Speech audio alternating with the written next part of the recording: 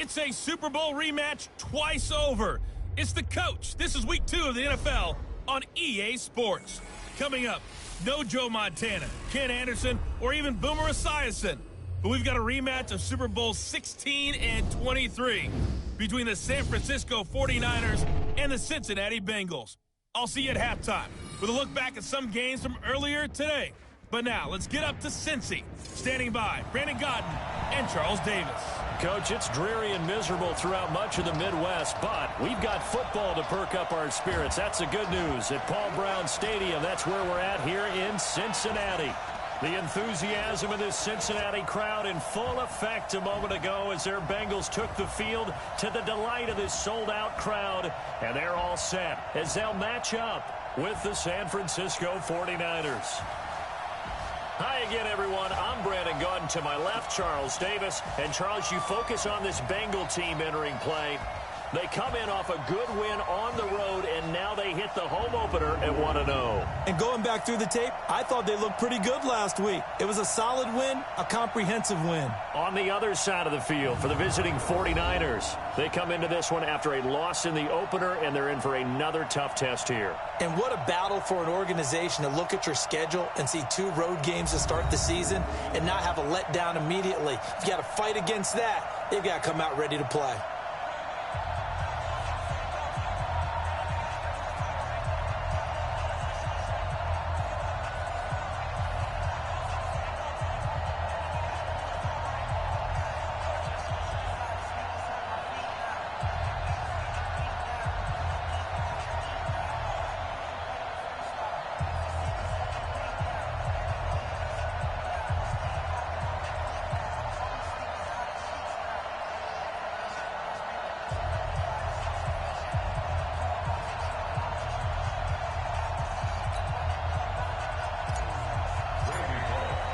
The children will groan. It's the final weekend of summer, but we've got the NFL, and we're underway on EA Sports. This is fielded at the goal line.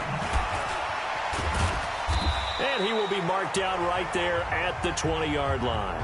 The Niners heading out behind their 6-year quarterback, Jimmy Garoppolo. Jimmy, of course, sat behind Tom Brady for much of his tenure in New England. Won his first 5 starts as a Niner in 2017, then the injury last year. So still some question marks surrounding number 10 out there under center. Here we go, here we go, here we go.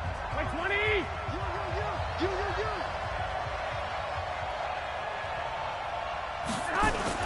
Play fake there to Coleman. Now Garoppolo. And he finds his tight end, Saleh. Down he goes at the 23, a pickup of 4. And for this offense, yellow highlighter around Trent Williams. As well there should be. A Pro Bowl, all-pro type of a left tackle. So mobile, you could also see him as a tight end. This guy is a terrific football player.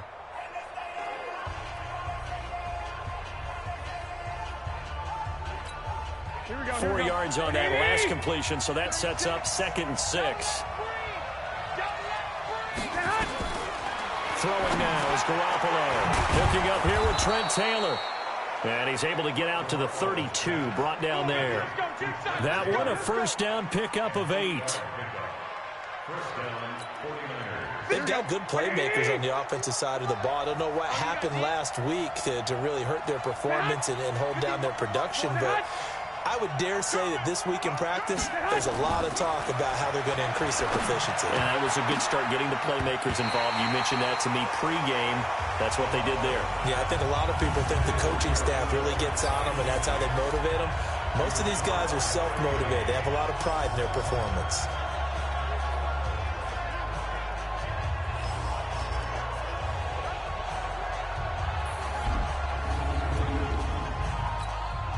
Here's 2nd and 10 now from about the 32.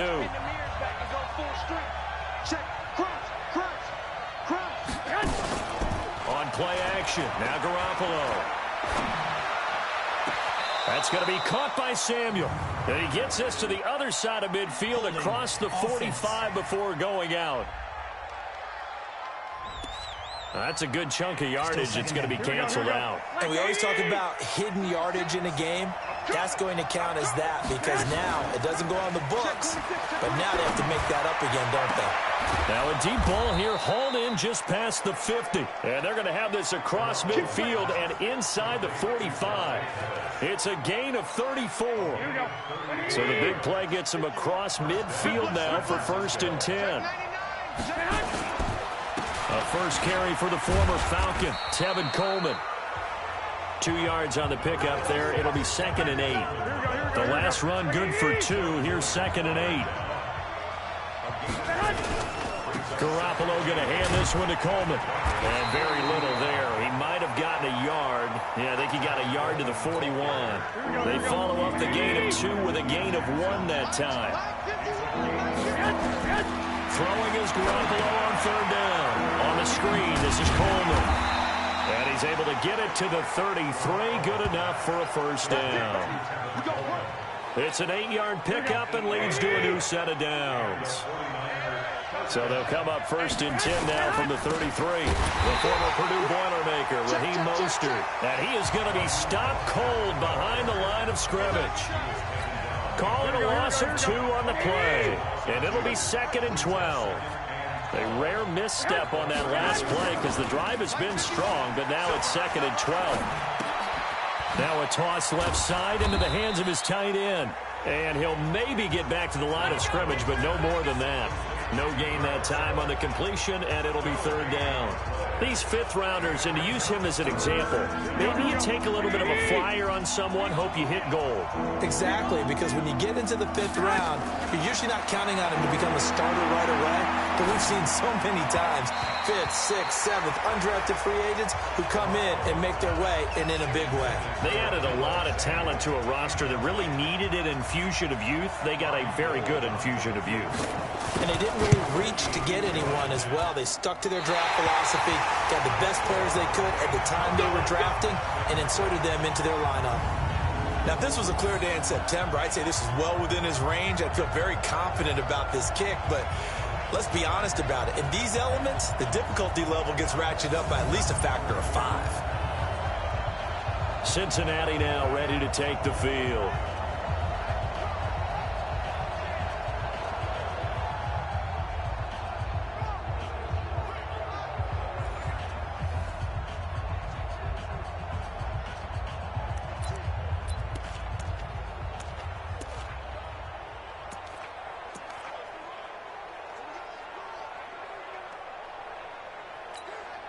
They've got good starting field position as they come up here 1st and 10 at their own 42.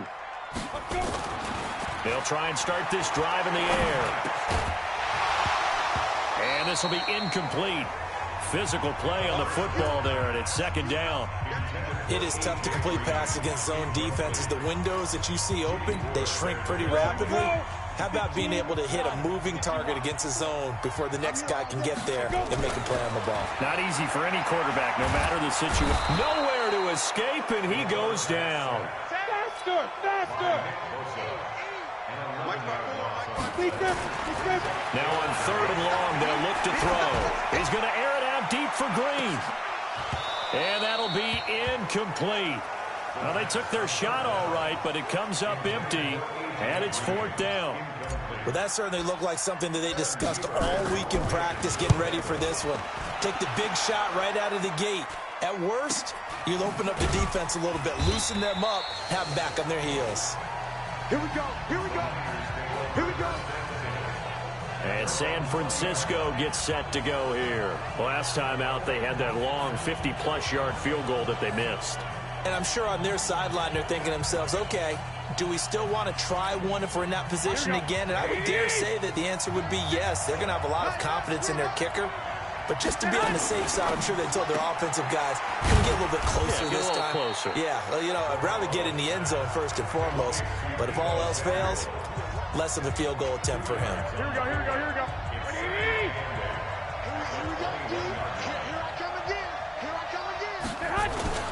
Now Garoppolo on the bootleg. The first catch of the game for George Kittle. And he'll be out of bounds just shy of the 40. A big gainer there on the catch and run, 37 yards. So they'll come up in Bengals territory now with a 1st and 10 at the 42-yard line. No score after 1 on EA Sports.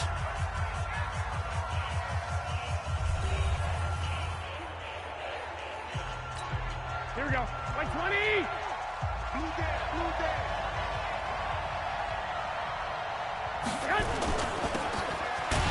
And he is going to lose yardage here. It's a loss of a yard there, and it's 2nd down. Well, I know it goes against the instincts of the person catching the ball because all you're ever taught is catch the football, don't drop it. But drop it there. Yeah, in that situation, dropping it would have been better. End up losing yardage, even though they completed the pass. As good as a sack. Yeah, how about that? Although they won't get the same credit for it, and it won't help them at contract time.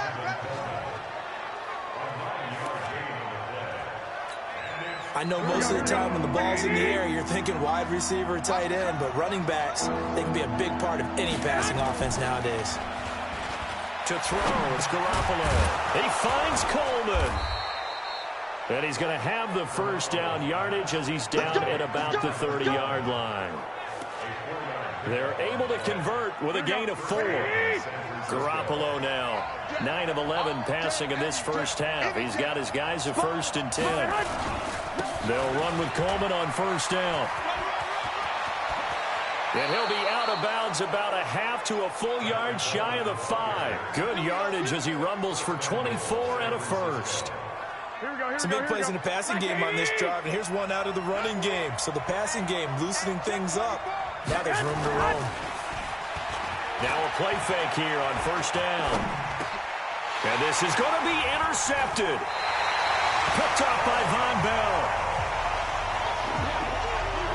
Brandon, this is why golfers do their best to never count a score in their head before the ball goes in the cup. This looked like a slam dunk for points on this drive, didn't it? Instead, they throw an interception, and they're going to come away empty.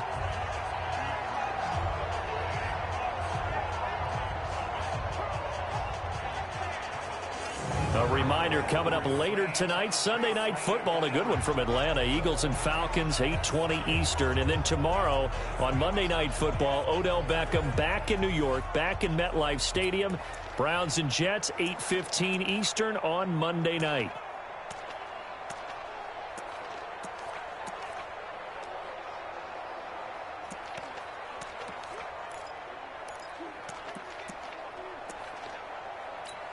Ready? Turn 2 saw. 54. Okay, double up. They'll come out throwing here to start the drive. This one grabbed by A.J. Green. And he's going to get 7 out of this before being taken down at the 27. Green last year had the lowest numbers of his career output-wise, 694 yards, 6 touchdowns. But, of course, there was a reason for that. He was battling a toe injury the second half of the season. And, boy, did the Bengals miss his presence. They limped to the finish line. Into a double team, and it's intercepted. Picked off by Jason Verrett, and they will take over at the 29-yard line.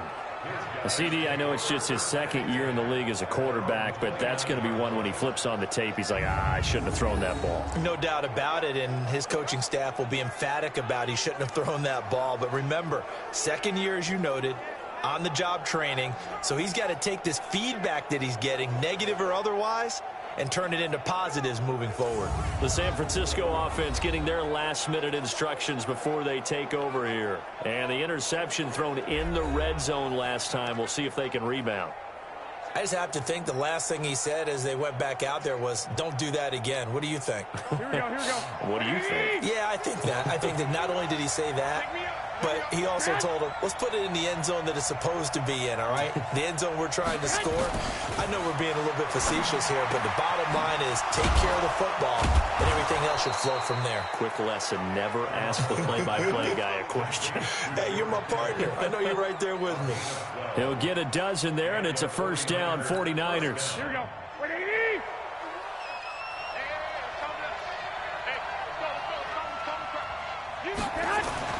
Play action. Garoppolo. And that's going to be incomplete. Too tough to hold on to that one. It's second down. The beauty of being able to play a zone defense, when you can sit back and see the ball coming out of the quarterback's hands, guess what? Creates a lot of confusion, kind of a muddle in the middle of the field where you can go make a play on the football. Garoppolo finding his tight end Kittle. And they're well past midfield, just a yard or two shy of the 40. They'll get 17 on that one, and the Niners have a first down. A lot of tight ends just use their size and their strength, try to occupy some space and kind of body people away and catch the football. But not this guy. He's a refined route runner. Makes me wonder if he took some dance classes in his background with his footwork. And past the 35, he'll be dropped a yard or two shy of the 30.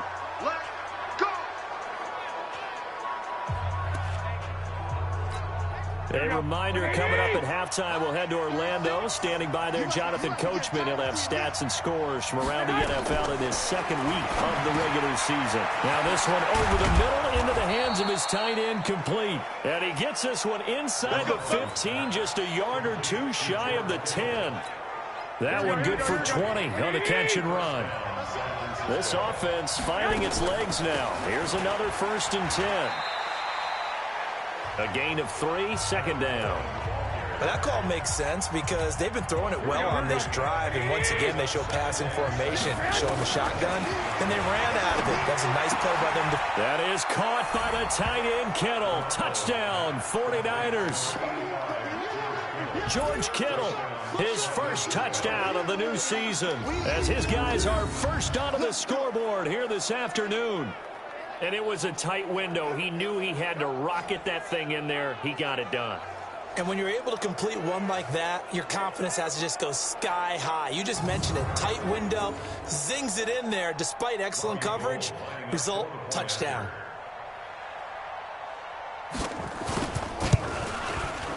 A good hold in these wet conditions. The point after is up and good. And that makes the score 7-0. So that drives 7 plays in length. And the end result for the 49ers, a touchdown.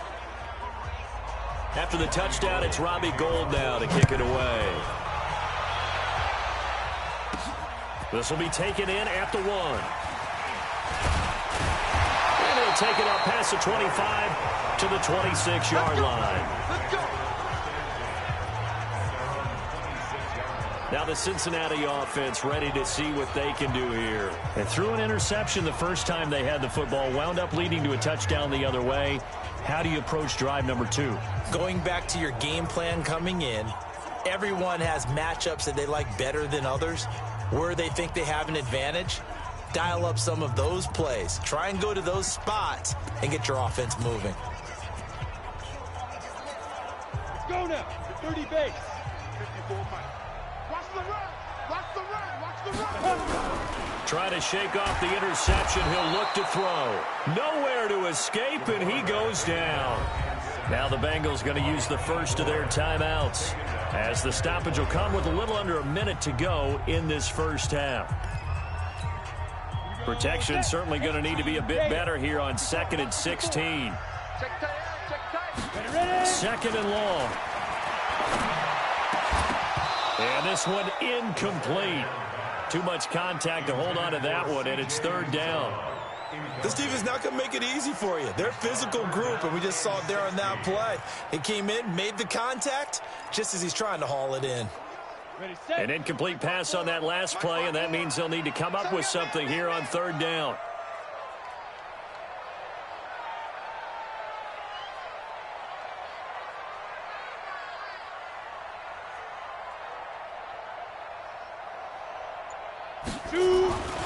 He'll look to throw. He's going to air it out deep for Green. The ball popped in the air and intercepted.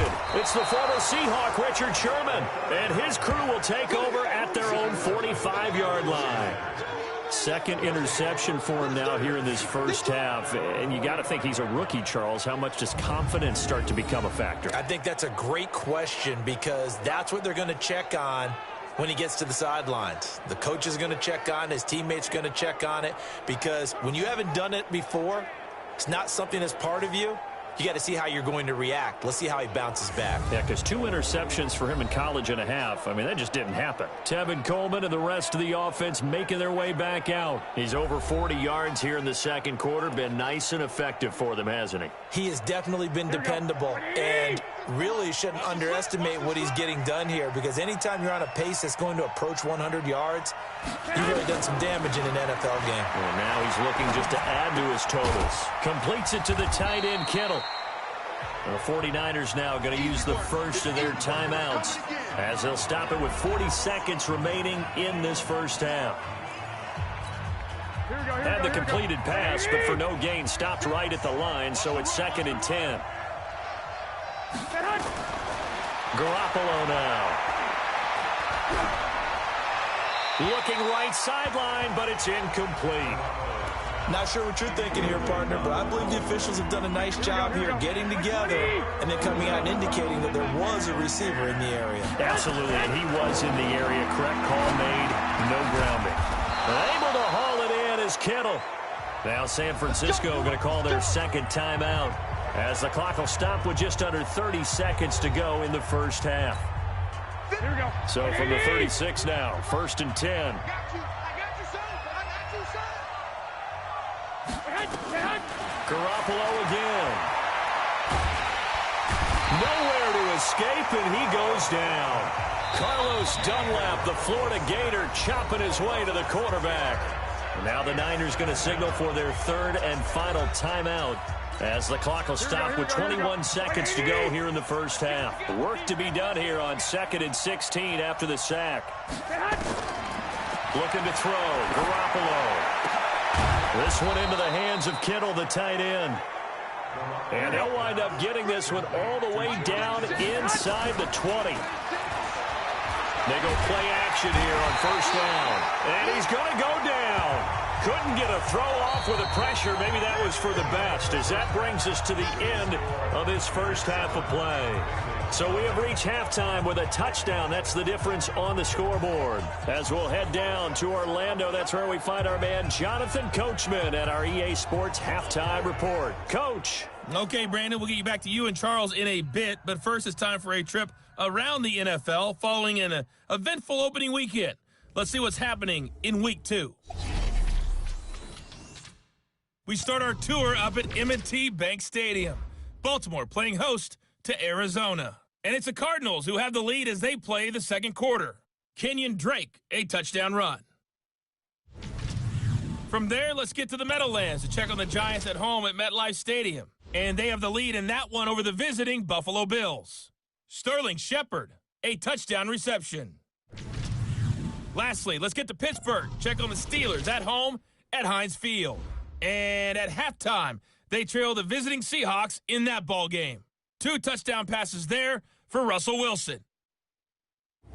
In the game you're watching, it was Jimmy Garoppolo who was brilliant in that first half. He's thrown for over 200 yards already, and his guys have the lead as well. As we get you back to Brandon Gaudin. Okay, Coach. Appreciate it. A 1-touchdown game here as we get set to resume play in the second half.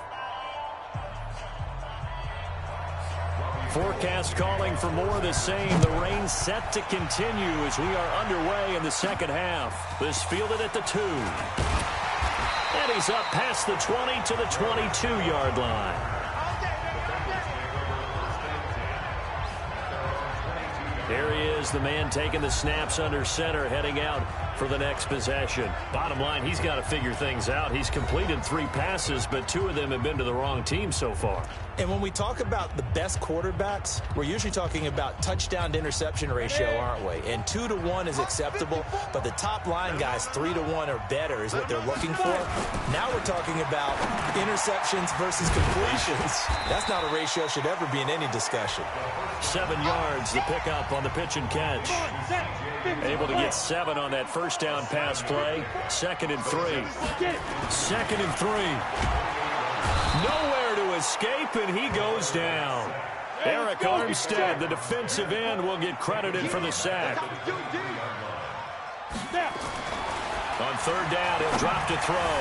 And that is incomplete. We've seen these defenses make enough opportunistic plays to keep this one low scoring. Flying around, making plays on the ball, and we see yet another errant throw as a result. That'll be a 48-yard punt, 1 yard on the return. And the Niners will go on offense, 1st and 10. Jimmy Garoppolo and his offense heading back on the field. He's had one of those games that any quarterback loves, not only being able to complete some passes, but some deep passes. And it's pretty to watch. I mean, it's an absolute joy to see, but let's face it, we got to give a little bit of credit where it's deserved, right? Well, the protection's been great, if that's where you're going. Yeah, protection's been phenomenal, but how about how it's been spotlighted, right? Our producer, Christian McLeod, our director, Kyle Burt, the rest of the crew, what they put together with these images and pictures, if you're an offensive lineman, that's what you're taking with you to contract time. They're going to have a lot to take to contract time if this continues. They'll get 17 on that one, and the Niners have a 1st down. One play has them up past the 40 already, and another 1st and 10. This is Coleman. And he'll work it across midfield inside the 45. 1st down, San Francisco. The pickup, 14 yards. So the 14 yards actually takes him from 143 to the other for 1st and 10. Play fake there to Coleman. Now Garoppolo. He finds Taylor, complete. And all the way inside the 15 before they drop him. Give him 30 yards there. I guess that answers the question of whether or not they're going to try to play conservative and protect this lead in the 3rd quarter. And I think this is something we're seeing more and more of in the NFL. Teams not playing to protect leads, teams playing to extend them.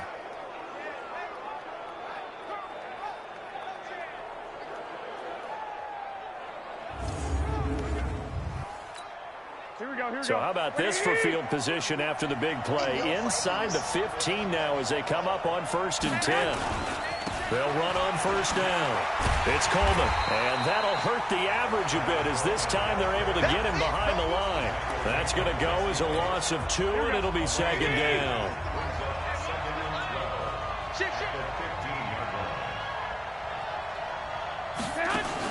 On 2nd and 12, Garoppolo. This will be caught just inside the 10. And here he'll get it down to the 7. 8 yards on the completion, but now they face 3rd down. A nickel look now for the Bengals as they try to stop him here on 3rd down. Now Garoppolo. And across the chalk into the end zone. It's a 49er touchdown. Deebo Samuel with his first career NFL touchdown. Here the Niners are able to stretch their lead. Always important to get the first score of the second half. Now you start to pull away a little bit and get some breathing room going. And now we find out about the fortitude of the group that's behind, because they were counting on getting into the game a little bit more, right? Maybe they get the first score. That doesn't happen. It looks almost insurmountable, but it's not. Let's see how hard they play the rest of the game. Gold with the extra point, and it's now 14-0. That time a 6-play drive, and it's polished off by a touchdown for San Francisco.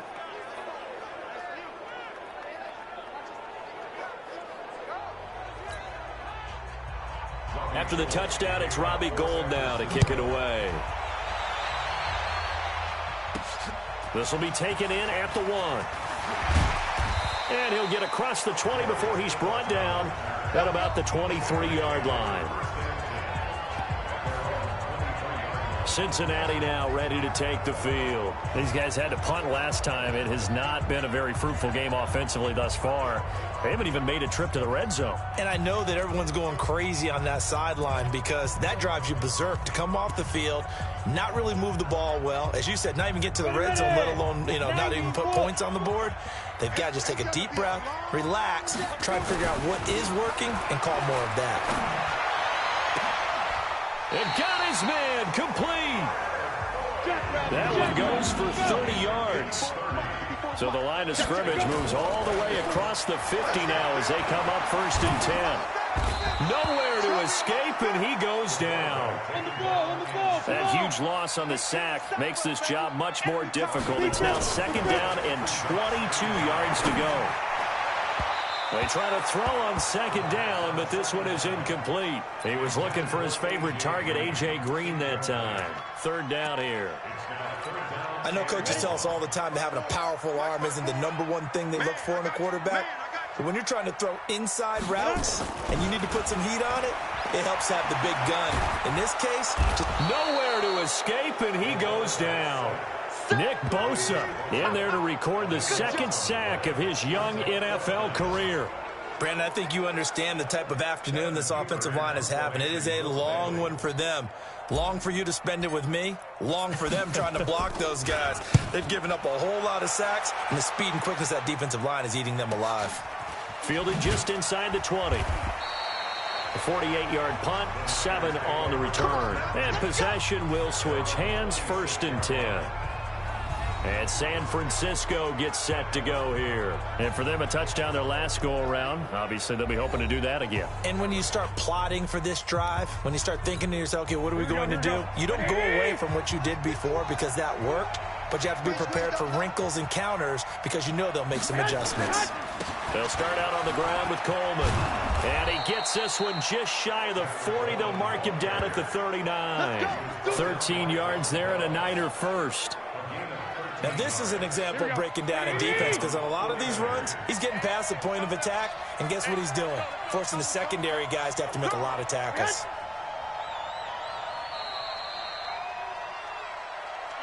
And that is going to do it for this 3rd quarter of action. This is the National Football League on EA Sports.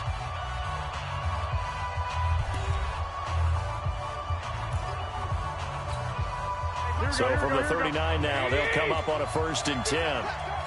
Switch it. Right back to Coleman here on 1st down. And if there was a lane there, it closed up quickly as he stopped for no gain. 2nd down. Here we go. Officially nothing on that last run. They'll try again, 2nd and 10. Now a play fake. Garoppolo taking a shot for Samuel. And that's caught inside the 30. And he'll go down, but not before getting this inside the 30. Boy, another big play late here for an offense, Charles. It certainly has had its fair share of big plays. Coverage has been a problem all game long, and I would say that going along with that has been confidence. Because even if they had the right coverage, they've still dented them, and now it's been a real issue for them during this game. Here we go. Like 20.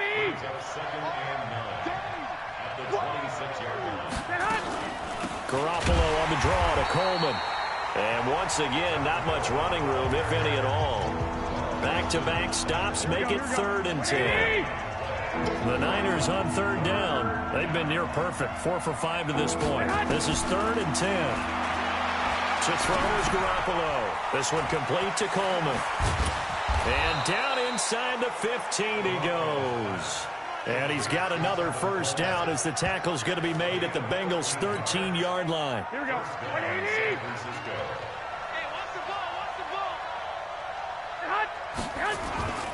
On 1st down, Coleman. And he'll fight his way down right around the 12. Just a yard on the 1st down carry, so it's 2nd and 9.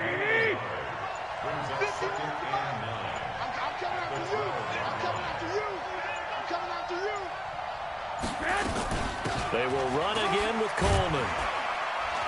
And he's going to get about 4 down inside the 10 to the 9. They're in a pretty good spot right now with a convincing lead. I think this is where they put on the boxing gloves, start to try and pound them into submission. And the offensive line, they've controlled this game. I don't see why that trend would change now. 2 minutes left to play in this football game here on EA Sports. So it's 49er football here as we get you reset. And let's see what they've come up with offensively after having time to talk it over. Here's Garoppolo to throw. And this is going to be incomplete. Well, the other day they told us when we've got 3rd and 5 or less, we have to be able to convert. And I guess every team would say that, Charles, but an opportunity missed there. What they were trying to tell us is they believe it's a matchup game at that point. And they liked some matchups that they had, thought they could exploit them, unable to do so on that play. So with that, you figure this game's pretty much out of reach at this point. Yeah, it's going to take a heck of a comeback to come from 3 scores down, but don't change that channel. Don't go away. Miracles can happen, and you want to be here in case it does. You're a company man. Aren't I, though? This one taken from the 7. And he'll get it up to about the 26-yard line, just across the 25. And out now, here come the Bengals. And let's face it, this drive is not going to have any bearing on this game, but it's kind of important for one reason, isn't it? It certainly is. You got to get points. And, okay, all right, I'm being facetious here, but you get points. You feel a little bit better about yourself as you move on to the next one. 8, read. 54. Watch the backer, hit it. They'll try and start this drive in the air. Dancing to his left. He's going to let it fly. And that is incomplete. Took a shot there on 1st down, but he couldn't reel it in. Once again, they'll come up on the 26-yard line, 2nd and 10. 2nd and 10. Now a desperation throw deep downfield. And that will be incomplete. Tried to dial up the long one way out there, but it'll be 3rd down. Now they face a 3rd and 10 after back-to-back incompletions. Ready. Now back to throw. He's going to let it fly. And that's caught inside the 30. Keep playing hard. Defensively, I know they have the comfortable lead here in the 4th, but they do not want to give up big plays like that. They want to finish strong. So oftentimes in this situation, you tighten up underneath in your coverage, and you bring your safeties back. They can pick up anything that leaks through. But in the meantime, upfield, you're making plays on the football. So now then, the big play has them all the way inside the 30 now, 1st and 10. Back to throw. Now a desperation throw deep downfield. And it's knocked away and incomplete. He was looking for John Ross that time. And that'll bring up 2nd down. So after the incompletion on 1st, now 2nd and 10. He'll look to throw. Nowhere to go here. He lost the football. Now the Bengals going to use the first of their timeouts as they get it with under a minute to go now in the football game. Here we go. 60 Pittsburgh. Let's go, D. Let's go. Get it. Now on 3rd and long, they'll look to throw. He's going to let it fly. And that'll wind up incomplete. Bold play call there. Now it's 4th down. Just nothing there again. He's been sacked multiple times. We've seen the interceptions, of course. He's really been through the ringer, hasn't he? And what we've seen is a defense that's well coordinated. The front and the back really in sync. The front putting on the pressure. The back's nowhere to escape, and he goes down. You better talk to your boy. You better talk to your boys to protect you. So they tried to go for it for pride, but it really wouldn't have mattered. This one, it was already determined. no doubt about it. This one was over a while ago.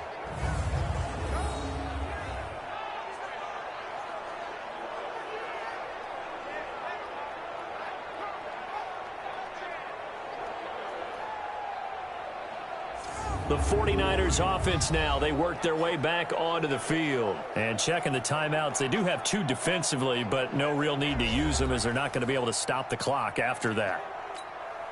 Good starting field position for them as they come up 1st and 10 at their own 46. They begin the drive with Coleman. And they'll get him down as he's inside the 40. 15 for the Niners there and a 1st down.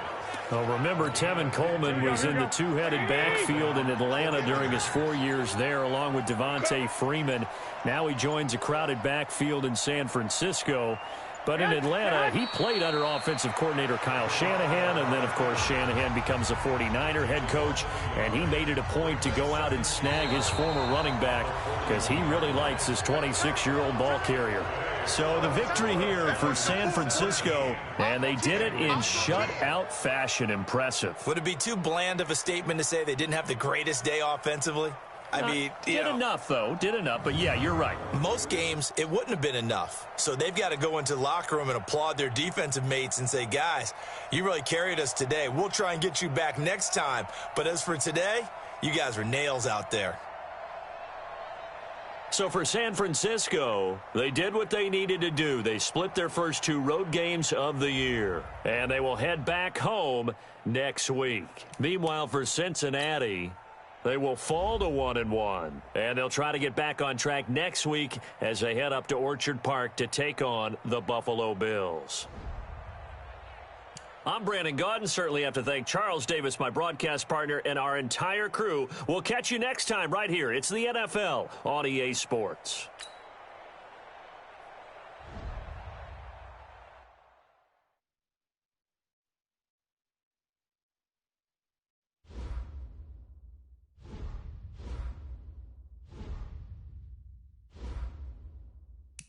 Now let's take a minute to see how you can improve your team.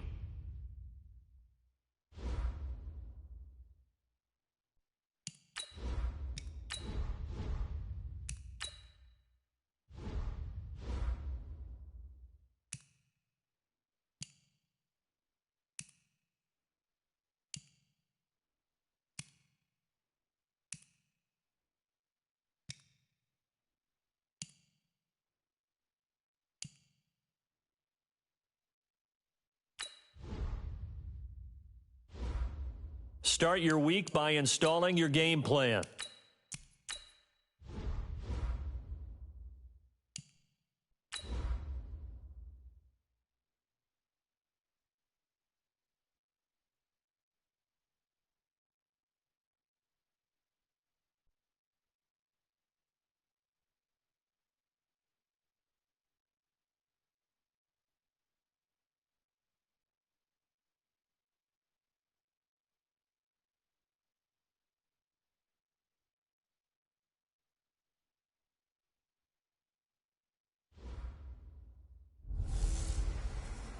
Will we see another miracle in Miami? It's the coach. This is week 2 of the NFL on EA Sports.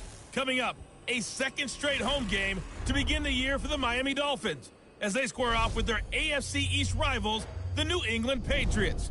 We can only hope this year's game has as good a finish as last year's game-winning double lateral. But for the call, here are Brandon Gaudin and Charles Davis. Thank you, Coach. From beautiful South Florida, there's a look at Hard Rock Stadium in Miami. The excitement brewing here in South Florida as a moment ago. The Dolphins starters were introduced to this home crowd. They're fired up as well as they get set to match up with the New England Patriots. Hi, everyone. Brandon Gaudin, Charles Davis. Charles, you look at the Dolphins as they enter play in this one. They come in off a loss in the season opener, which doubled as the home opener. And when you lose that way, at home, season opener, it almost feels like 2 losses. So it's a big fight to get yourselves ready to go to play the next week. On the other side of the field for the visiting Patriots, they were winners last time out, so they'll be looking, Charles, to make it 2 in a row. And what I enjoyed when I watched their game tape and their victory last week is they put it together in every phase. Good offense, good defense, and some key plays on special teams. Let's see if they can get that second win in a row.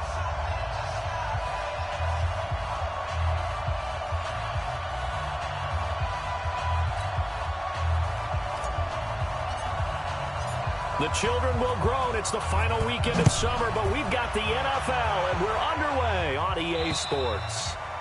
And that'll carry over the back line of the end zone for a touchback.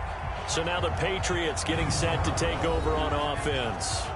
And they'll be led out by the NFL's most valuable player from 2015. It's Cam Newton. There are a number of great quarterbacks in the NFL, but I have to believe that the prototype in terms of look has to be Cam Newton. That stature and frame, almost breathtaking when you see him in person. and now he's starting to put it all together with consistency in his game, throwing, running, leading. They'll run with a former Super Bowl hero. It's James White. And bulldozing through multiple tackles. And he's taken down, but able to slip across the 35. That one good for 13 and a New England first down. So here's a 1st and 10 at the 38.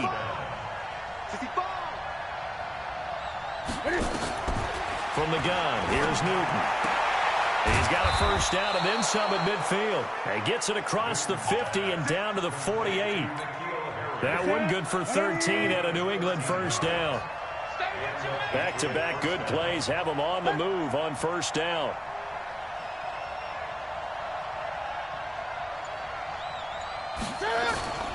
Newton to throw. And he's going to get this down near the 30-yard line. Another big gainer that time. This one goes for 19 yards.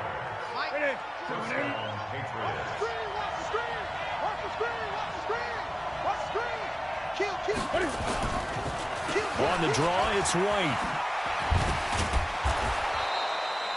9 yards is the pickup there, and they'll have a 2nd and 1.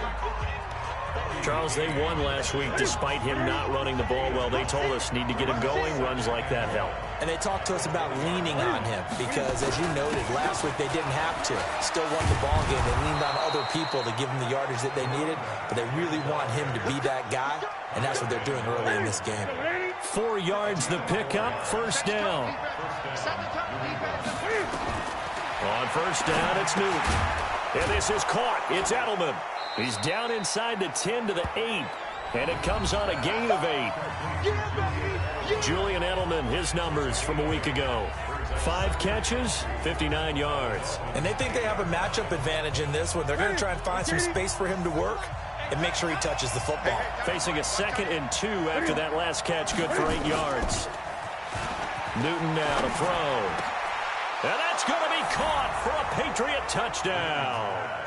N'Keal Harry with his first career NFL touchdown. And the Patriots drive right down the field and score on the opening drive. And the QB rating right now is sky high. 4 for 4 on that opening drive, and it ends with a touchdown pass. Yeah, I don't know quite how to figure it out. I think I need my friends from MIT to come in and help me. But I think 158.3 is the number one. Yep, that's the right. That's the highest you can get. That's where he is. He'd like to continue on that pace.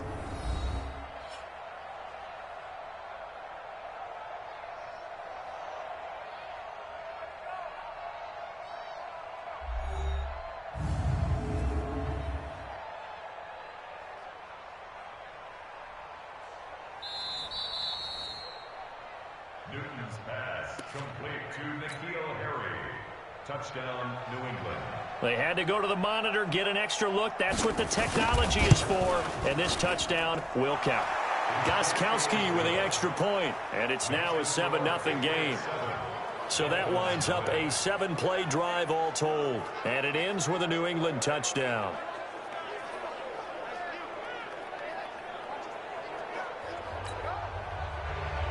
Gostkowski now, after the touchdown, he'll send this one away. This one taken just inside the 10. And he's up across the 25 and down at the 28-yard line. So here are the Dolphins now under first-time head coach Brian Flores. And a look here at their go-to guy under center. And I liked what his head coach told us about him this week, that no matter what happens, whether he throws 7 interceptions or 7 touchdown passes, he's the same assertive leader in the huddle on each and every play. He can throw the 7 interceptions, just blame the football, blame anything else, and still carry himself like he is the man. It's like you, assertive in our production meetings. Well, especially when we're talking about ordering dinner, ordering some I was just going to say. That's where I go. And he's going to be down at the 35. Gain of 7. They'll drop to throw. Brandon, to me, what's important right here on this drive is for them to get at least 2 first downs. They've got to give their defense a chance to settle down, catch their breath a little bit after they give up a touchdown on the opening drive. Well, Charles, in the past, a lot of people called this offense one-dimensional. I think you did. Well, I think it was you. I'll be honest, I did. I think the fan base is hoping with this young rookie that they can put nowhere to escape, and he goes down. And the job becomes twice as difficult now after the sack. It's 2nd and 20. They'll set up a throw. That's caught by his big tight end, Mike Gesicki. And he's going to get this all the way down inside the 35. Now, after the completion, we're going to get a timeout, an injured player. We'll get an update when we come back to Miami.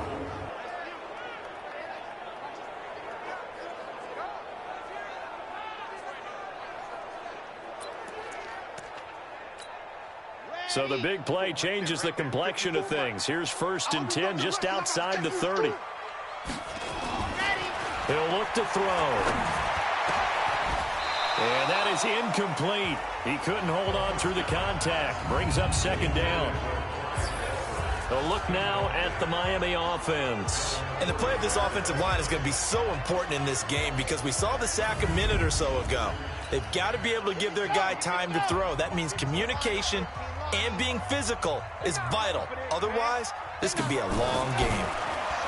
Back to throw now on 2nd and 10. And that is incomplete. A lot of force bearing down on him there. He could not hang on. It's 3rd down.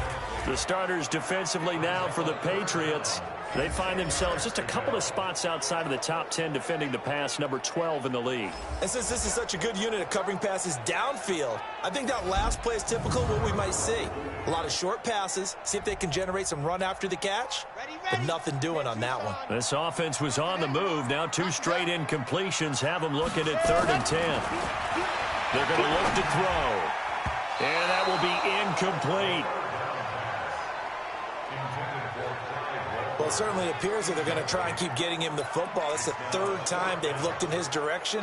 Unfortunately, haven't completed one yet, but I'm not sure they're going to shy away from him.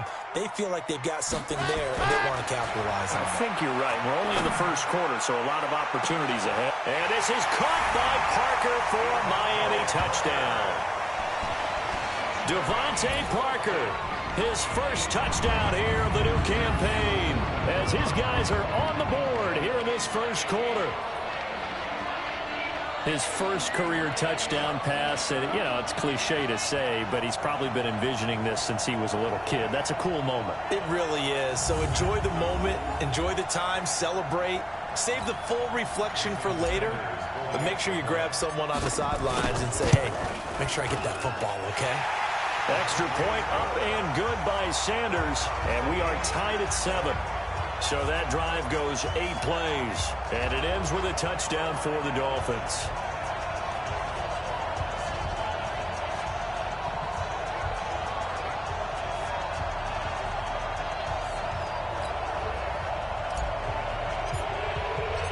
Each team's had it. Each team has scored. 7-7 here as the kick's away.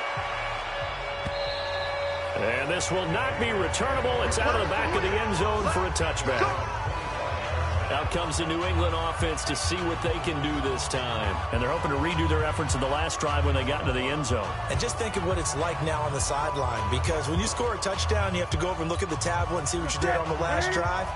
When you scored points, it's a whole lot better view than when you're trying to figure out how to fix things there. They begin the drive on the ground. It's White. And he will lose yardage here back at the 23-yard line. A loss of 2 there. 2nd down. An interesting and intriguing decision there defensively, because they kept extra DBs on the field despite seeing the multiple tight end look that came out for the offense. I thought they were going to switch out of it. I didn't know if they felt they didn't have time or what the case was. Well, in any event, the extra speed allowed for great penetration as they stuffed that one behind the line of scrimmage. They'll fake the handoff. Now Newton. He may try and run for this. And he nearly got the first himself, but it appears he's going to be about a yard or 2 short. These 2 teams all tied after 1.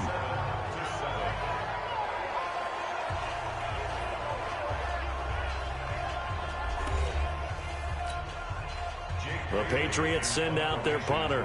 Jakeem Grant back deep for Miami. And he gets this away, and look at this. This is a good one. And not what he was hoping for there, as this will hit in the end zone for a touchback.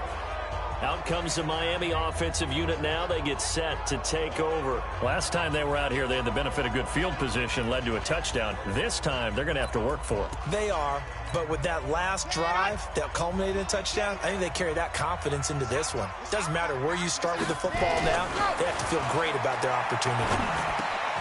And now a throw here secured by his running back out of the backfield. And he's got it past the 30 before he's hit and dropped. A Miami first down, that one going for a gain of 11. Everyone's got to be able to catch the football. Doesn't matter what position you play, but if you're on offense, be aware a ball may come your way. He'll get 10 there all on his own, but it'll be second down. Second down and inches. And that'll be incomplete. Took a pretty good shot as he tried to pull that one in. Couldn't hang on, third down.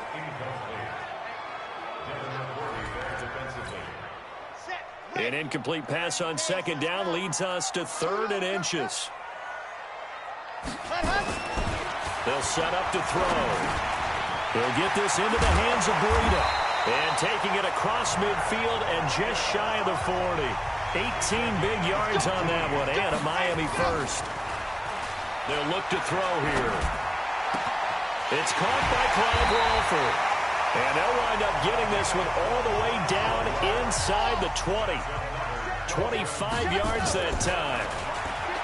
Looking to throw. And the coverage terrific there as that's knocked down and incomplete. The big tight end, Clive Walford, the intended target. And now it's second down. An incomplete pass on first down. That leads to a second and 10. They'll look to throw. Looking middle, and it's incomplete. So back-to-back incompletions. Third down here in 10, but you're still in field goal range. And that's the thing to keep in mind. They're in field goal range. So now you don't take any unnecessary risks, but you try and find a way to get back to what you were doing earlier in the drive in order to finish this one off. It's a 9-yard pickup on the play. And that'll bring up fourth down. So much about offense is what you call hidden yardage. You know, you throw the ball to someone, they catch it, and then they can make a big play. You know, they create a play, run after catch. They did a really nice job there of limiting that and keeping him from a first down. Yeah, stopped him in his tracks. That drive took him inside the 10. Good job defensively to hold him to 3. Yeah, I like how you did that. Give a little tip of the cap to the stop troops there because they didn't give up a touchdown in that situation, right? Made them kick the field goal. And, yeah, points went against them, but that feels a whole lot better running off the field. Out comes the New England offense to see what they can do this time. And they're coming off a 3-and-out, my friend. I think they've got to look at that play sheet and go to a spot that they haven't gone before. Time to shake things up a little bit to try and get this offense moving. Okay, so how do you do that? How do you shake things up? You look at what you've called before and realize it hasn't worked so well. Go to something else. And maybe you try and find one of those special plays from one of your better players and maybe try and hit something big and get things going in the excitement area. It'll be a gain of 5, but still about 3 yards shy of the first down marker, and now it's third down.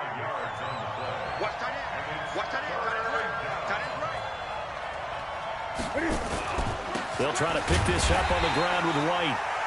And he's going to be taken down here still a couple yards short of the first. Just a 1-yard gain on the play, and that'll mean a call to the punt team as it's fourth down. The Patriots send out their punter as he'll kick it away for the second time. He steps into this one, and this is a rocket. And that is much too long. That's into the end zone for a touchback. 2 minutes remaining in the first half. 10-7, our score. A reminder coming up at halftime, we'll head to Orlando. Standing by there, Jonathan Coachman. He'll have stats and scores from around the NFL in his second week of the regular season. Being chased out left. Walford's got it. Complete. And he'll be corralled well upfield right around the 40-yard line. He'll drop to throw. Is this intercepted? It is. It's intercepted. Picked off by Jason McCourty. Parker unable to get that one. Defensively that time, they were in zone coverage. As a rookie QB, what lesson can you learn there? Well, understand this. You saw zone in college, and the defensive backs reacted, but they don't react like they do on this level. So when they're in zone and they see the ball coming to them, they'll react at least a half a second faster.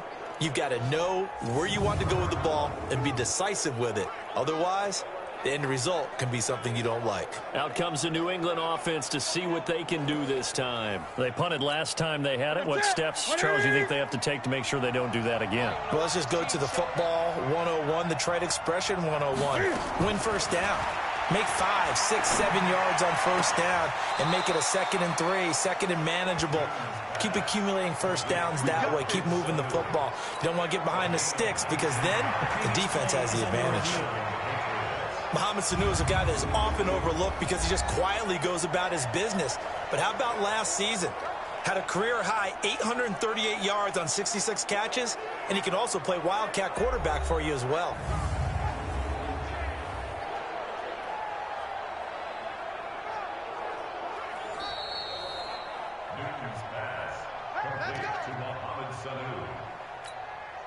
Newton will bring him up 1st and 10. And he's a perfect 5 for 5 here to begin the game. We got 4. We got McGee. A shotgun snap for Newton. And this will be incomplete. Physical play on the football there, and it's 2nd down. He kind of forced that one there, didn't he? It's almost like he predetermined where he was going to go with the football. Yeah, he wasn't really going through progressions. He wanted to go to his top guy. You do that against this defense, they'll make you pay, won't they? Yeah, they certainly will. They react very quickly to the thrown football. They'll get to the line here, but remember, it's also 3rd down. Here's Newton. Nowhere to escape, and he goes down. Now the Dolphins going to burn the first of their timeouts, as he'll stop it with exactly a minute to go before halftime. The Patriots send out their punter as he's on here to punt it away. And this is away. It's a high kick, and he got all of it. And that'll hit in the end zone. Much too much leg there. That'll be a touchback. Out comes this field general once more, leading his offense back onto the field. He's got the lead here in the 2nd quarter. He's thrown the touchdown, but also an interception. As a quarterback, does that interception, even though you're playing while your team's got the lead, does that always stick in the back of your mind a little bit?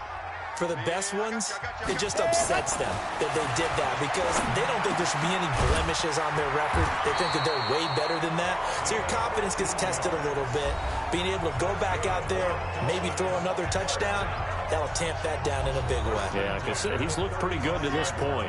This quarterback now 9 of 16 through the air as he's got it 1st and 10.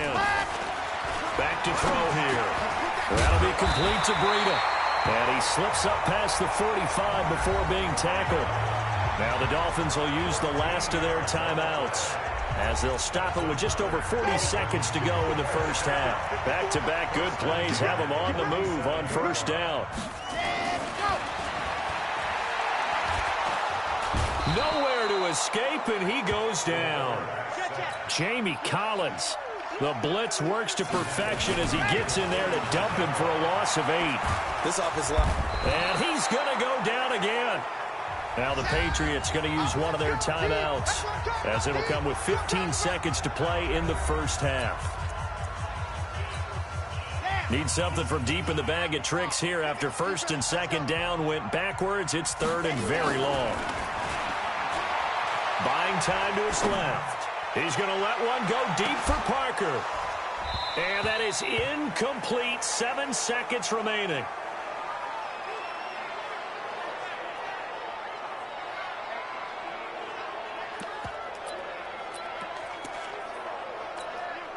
And how about this? 4th and long, and they're going to go for it. They're going to try and throw. Steps away to his left. Now he'll let it go on the run. Deep left side. Now a clash of bodies here, and it's intercepted. Picked off by Jason McCourty. So we've hit halftime. Just a field goal separating these two teams at the break. As we go up to Orlando now and hand it over to Jonathan Coachman with our EA Sports Halftime Report. Take it away, Coach. Okay, Brandon, we'll get you back to you and Charles in a bit. But first, it's time for a trip around the NFL following an eventful opening weekend. Let's see what's happening in Week 2. We'll kick things off with a rematch of Super Bowl 25. Buffalo making one of 2 visits to MetLife Stadium this year. This one to take on the New York Giants. And it's the Giants who have the lead as they approach halftime. Andrew Luck has thrown a touchdown pass. From there, let's get down to Baltimore to check in on the Ravens at home at M&T Bank Stadium. And you can see they lead the visiting Arizona Cardinals at halftime. Lamar Jackson with 3 touchdown passes. Lastly, let's check in at our nation's capital. See what's happening with the Redskins at home at FedEx Field. And they have the lead in that one over the visiting Dallas Cowboys. Terry McLaurin, a touchdown reception. Meanwhile, in our game, it's been a defensive struggle. Which offense can break through in the second half? To find out, let's hand it over to our broadcast team of Brandon Godden and Charles Davis. Thank you, sir. A field goal separates these 2 teams as we come back for this second half. This will be fielded at the 8. And penalty markers down on the field. And they might be backing up a bit here to start the drive. Yeah, this is going to put them back with a not great field position. So they really got 0 benefit at all, right? Sometimes you can absorb a penalty when you get a big return. Then the penalty brings it back, but you still have great field position. As you pointed out, not in this case. Now the first play of the drive there is incomplete. So now 2nd and 10 after the incompletion on first down. 2nd and 10. Forced out to his left. He's going to take off with it. He turned that into a nice gain, gets him 8 yards closer for 3rd down.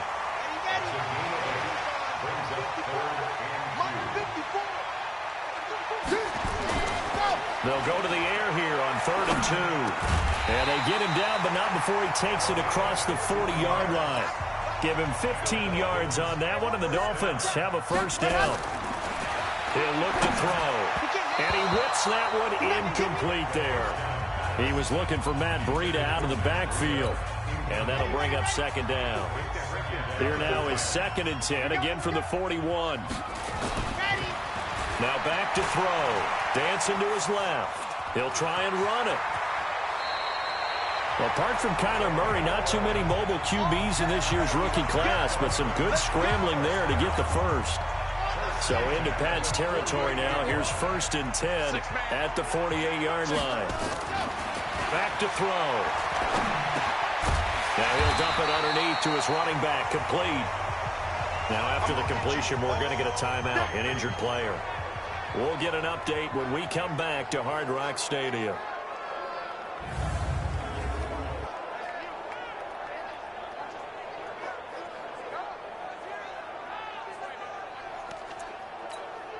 Able to get 7 on that first down pass play. 2nd and 3. 2nd and 3. Caught the tight end Walford. And he's going to get this inside the 30. And he's got another first down as the tackle's going to be made at the Patriots' 26. 5th catch of the game for him there. Yeah, and the tight end position is now becoming a volume pass catcher. It used to be occasional, right? Safety valve. Throw one to him every so often, but mainly they want him out there to block. Under a heavy rush, and down he goes. It's John Simon with a sack. First down, a bit of a disaster, and now on 2nd and goal, back even further. That is caught inside the 5. And he'll take this into the end zone for a Dolphins touchdown. Clive Walford, his first touchdown of the new season. And the Dolphins are able to extend that advantage. Solid response that time by a young quarterback. Last drive, interception. This drive, the touchdown pass. I like how you described it, solid, because you don't get extra kudos for bouncing back if you're going to be a big-time quarterback. You're supposed to do that. But at the same time, when you're a rookie, that's not guaranteed, is it? Sometimes they hang their heads and they go in the tank a little bit. Not in this case. Bounce back, took his team downfield, and threw a touchdown pass. Extra point up and good by Sanders. And his guys will take a 10-point lead.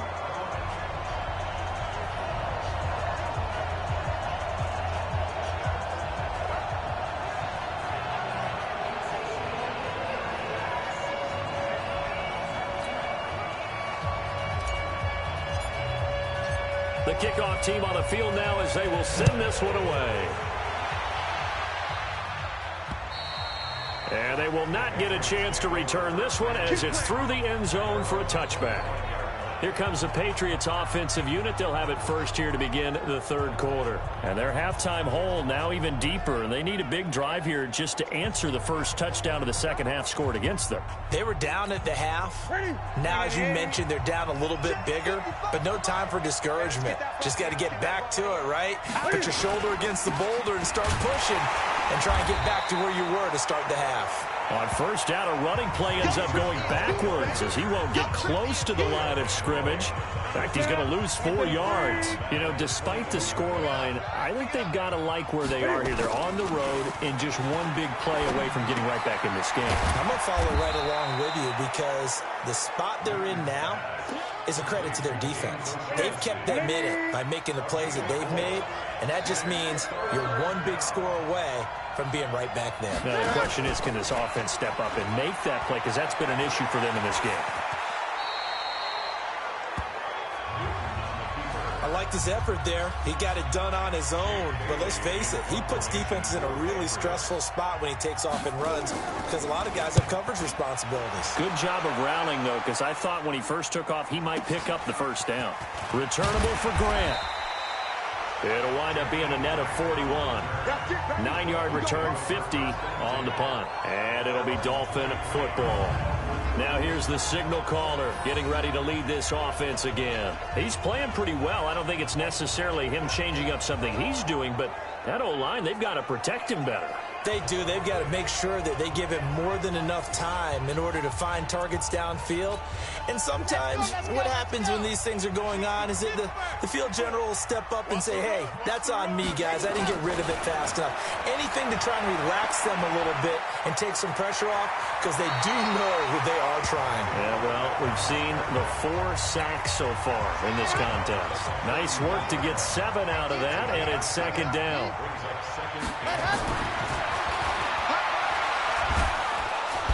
Nowhere to escape, and he goes down.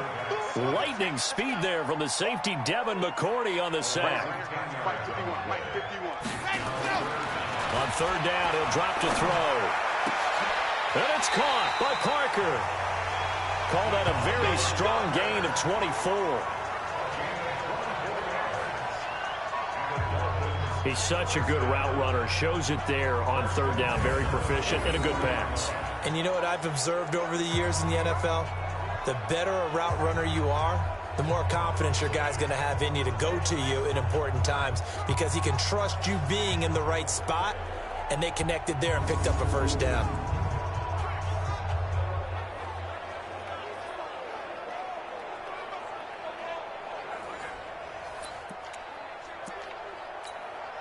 This quarterback now a perfect 8 for 8 to start the second half. Not bad. 1st and 10. They'll drop to throw.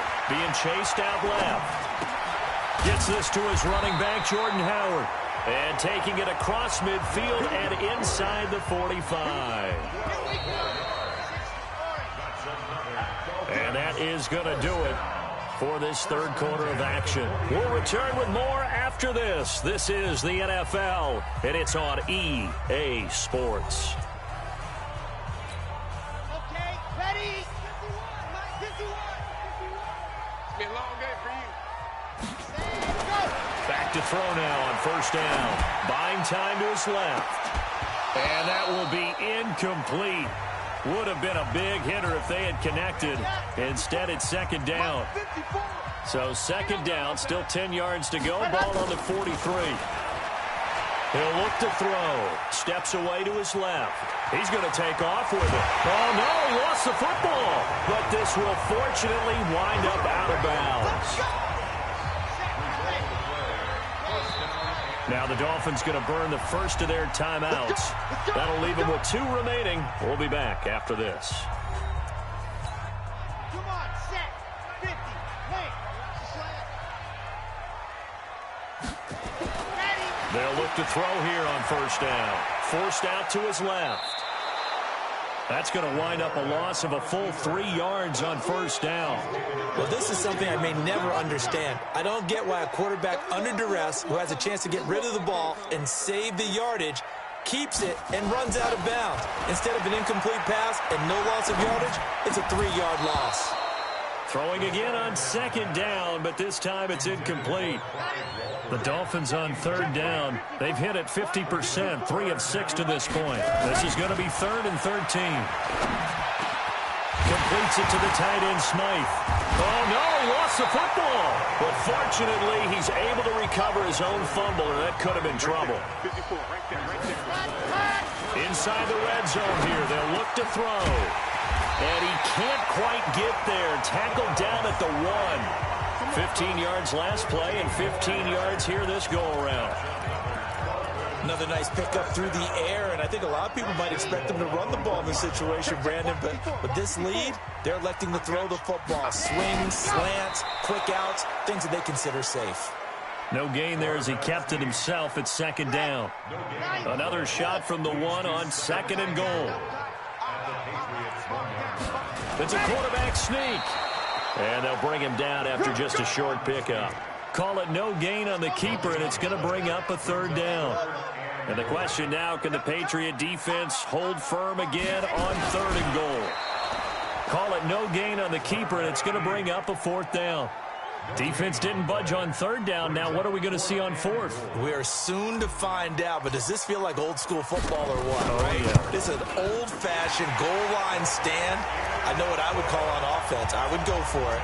And I want some type of a play where my quarterback has a chance to run it or throw it. I don't just want one static play. So they settle for just the 3, but clearly right now anything helps trying to salt this one away in the 4th. Without a doubt, obviously a touchdown probably would have been the final nail to finish this thing off, but it's still ate up time, got points. So while it's not mission accomplished, it's darn close. This will be taken in at the 1. And he'll get it up past the 20 to the 22-yard line. And now out come the Patriots. These guys had to punt their last possession, and that's become too familiar of a refrain. Too many of these drives just wound up going nowhere. Well, you know how in baseball, when the pitcher gets a base hit and he's on base, they bring his jacket out to him to keep him warm? A lot of times the punter goes to the sideline, puts on sweatpants or a wrap over his leg to keep it warm. He might need a massage from the trainer right now from all the work he's getting. Throwing is Newton. And he's going to have the hook up here with Harry. A gain of 6 there on first. A wide receiver was a big need for the Patriots coming into the season, and they found something they really liked in N'Keal Harry. They took the 21-year-old with a final pick in the first round, and it's actually kind of interesting. Since 2000, the Patriots were the only team to not draft a receiver in the first round until nabbing Harry just before the order rolled over to round 2.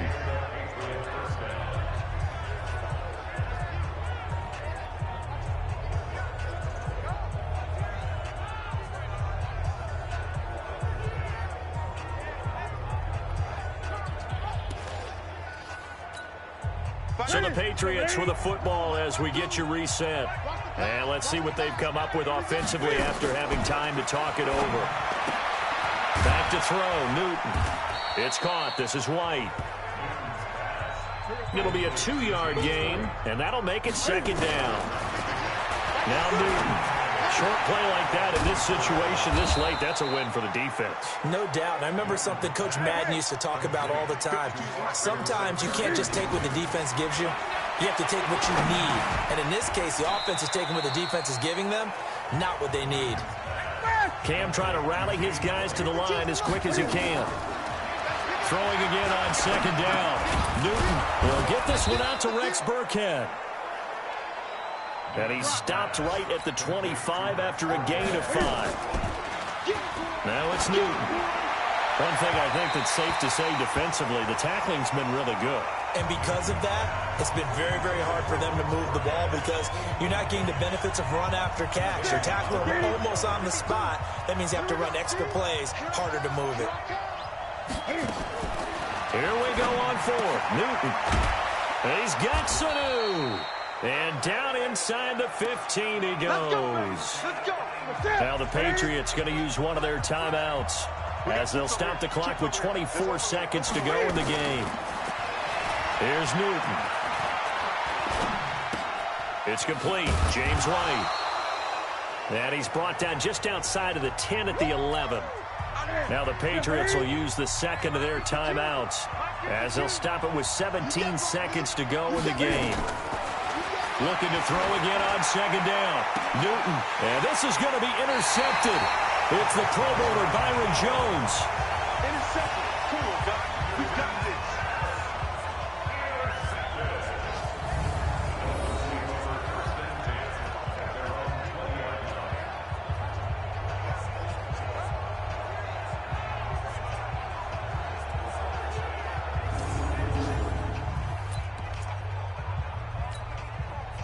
The Dolphins at the line ready for their next drive. And this one all over but the shouting, you might say. Now, there's one timeout remaining defensively, but probably no real need to use it here. And he can't get rid of it. He's taken down. And whistles, and they take their final timeout with 7 seconds left. And they need to work to at least get some of this yardage back after the sack. 2nd and 19. That one looks like he'll throw here. Able to get away.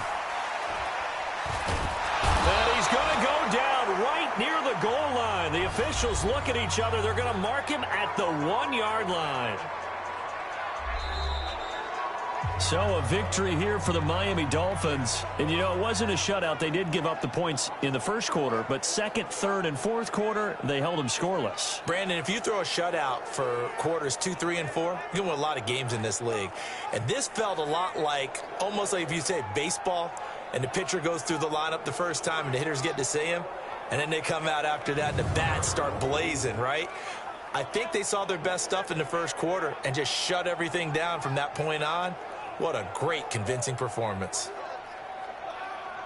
So for the Dolphins, they at least get the win here to earn a split of their first 2 home games. And they'll hit the road next week to take on the Dallas Cowboys. Meanwhile, for the Patriots, they will fall to 1-1. And they'll try again next week at home against New England. That'll do it for us. I'm Brandon Gaudin alongside Charles Davis. Thanks to our entire crew as well. We'll talk to you next time. So long, everybody.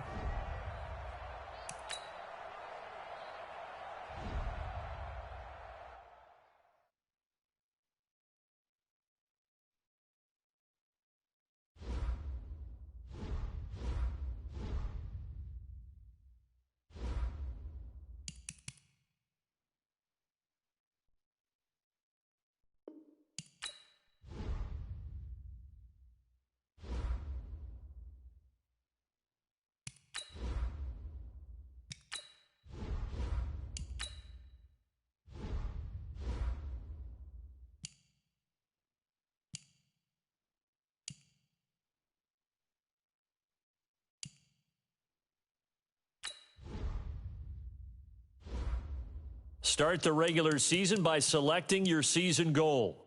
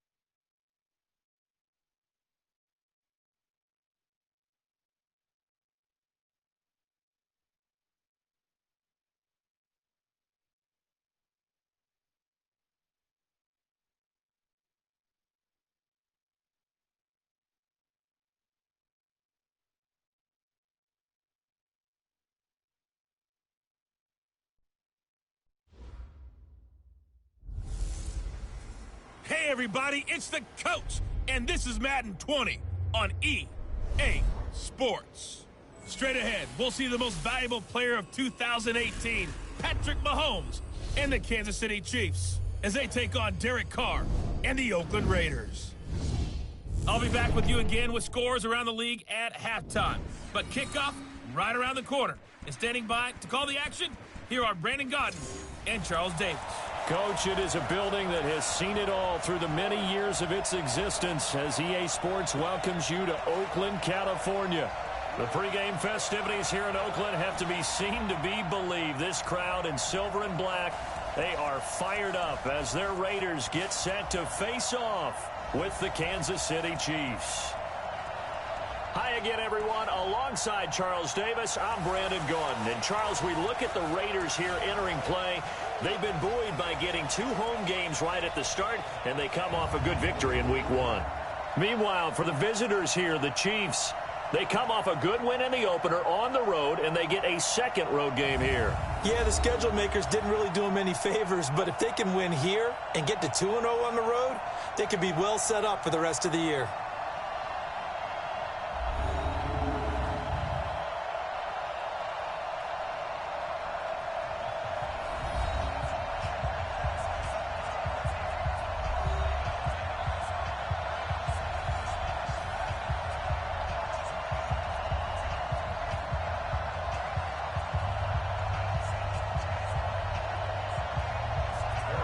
Two teams here fresh off Week 1 victories who can keep it going as we're underway on EA Sports.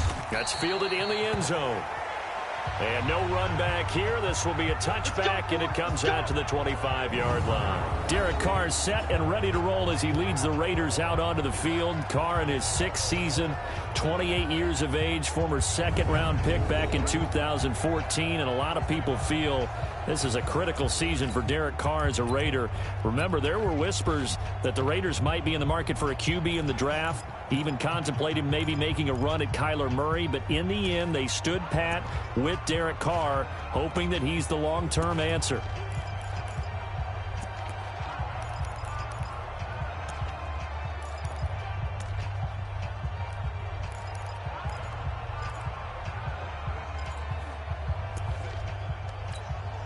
What now? We're waiting. Beat the mic. They can't hang with us.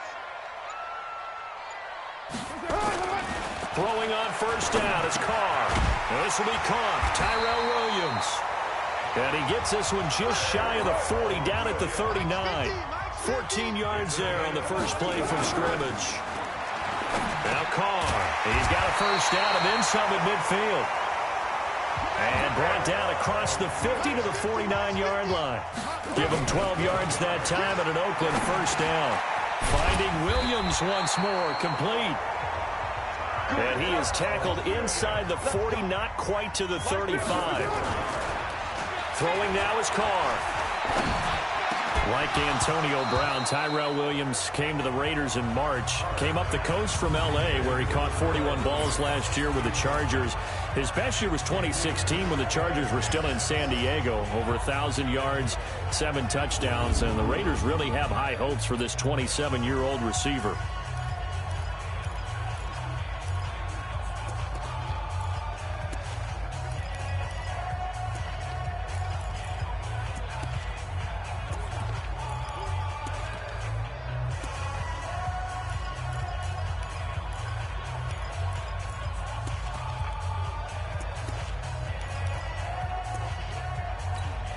Now Carr, after the incomplete pass, brings him up 2nd and 10.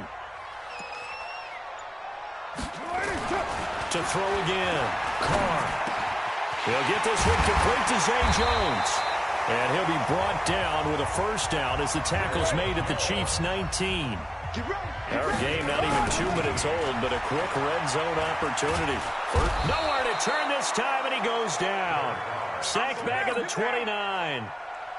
After the sack, it's 2nd and 19, and the road gets a bit tougher from here. Carr completes it, and they'll bring him down at the 18-yard line. They'll wind up getting 10 back as that sets him up for 3rd down. Carr now to throw. And how about this first drive there? And he'll take it into the end zone for a Raider touchdown. 18-yard touchdown grab. And the Raiders drive right down the field and score on the opening drive. Personally, for him, a great opening drive. He had 3 catches, including the touchdown. That felt like tremendous scouting, great film watching, and creating a game plan to start this off, not only to get him involved, but to send a message to the defense. You can have a lot to handle in this one. Extra point by Carlson, up and good. And that makes the score 7-0. So that drive takes him down the field in 8 plays. And it winds up in 6 points for the Raiders.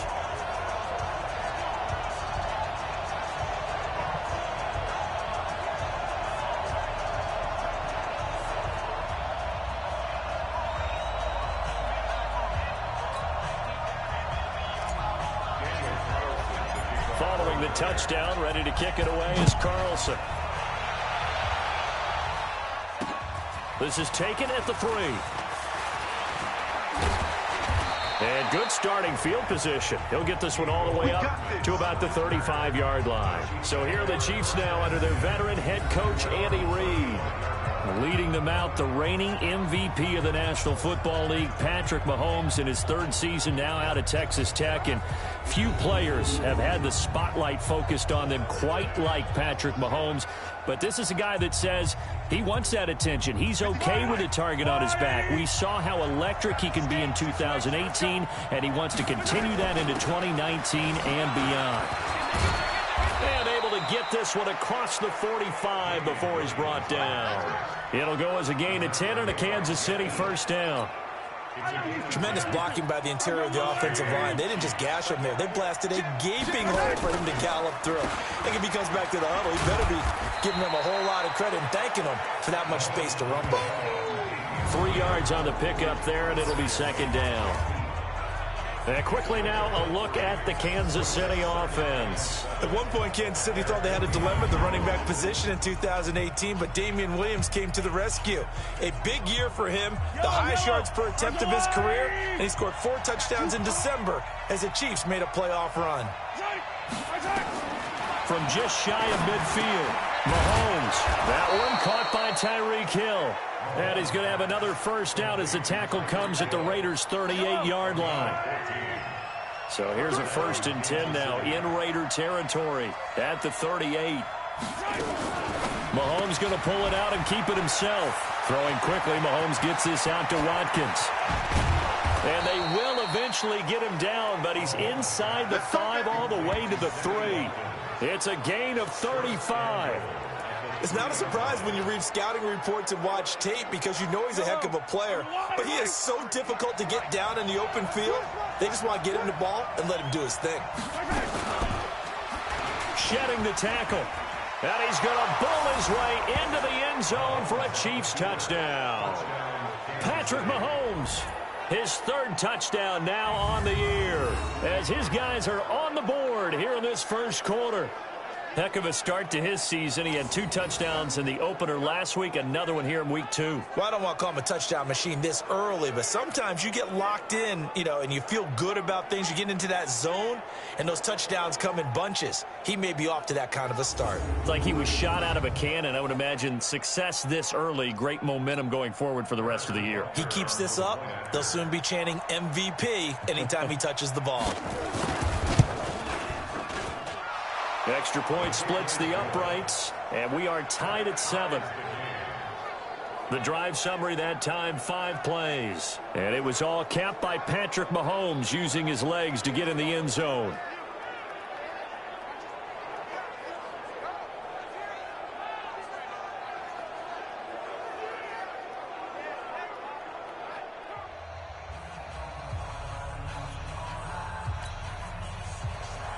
Each team's had it. Each team has scored. 7-7 here as the kick's away. This is taken about 7 yards deep. And no run back here. This will be a touchback, and it comes out to the 25-yard line. And now Oakland ready to take the field. And that last drive, a long drive, but not just that. They had a great air attack going. Do they stick with that? I would think that they would, because if they were confident enough to do it on the last drive, starting backed up in their own territory, why would you change anything? They've got to be confident about what they're presenting and continue to do so. Yeah, because the secondary, they really look clueless. And that was amazing because that drive went and went, no adjustments. Rush coming, and he's taken down. The sack by Terrell Suggs. So after the sack, they'll come up on a still manageable 2nd and 13. And the pressure gets to him again. The Mississippi State man, Chris Jones, with a sack there. Carr and the Raiders following the sack, looking up at a 3rd and long. Under pressure again, and down he goes again. The amount of sacks that they've absorbed in this game is absolutely extraordinary. Let's just face it. This offensive line, flat out, cannot handle this pass rush. It's been demonstrated time and time again.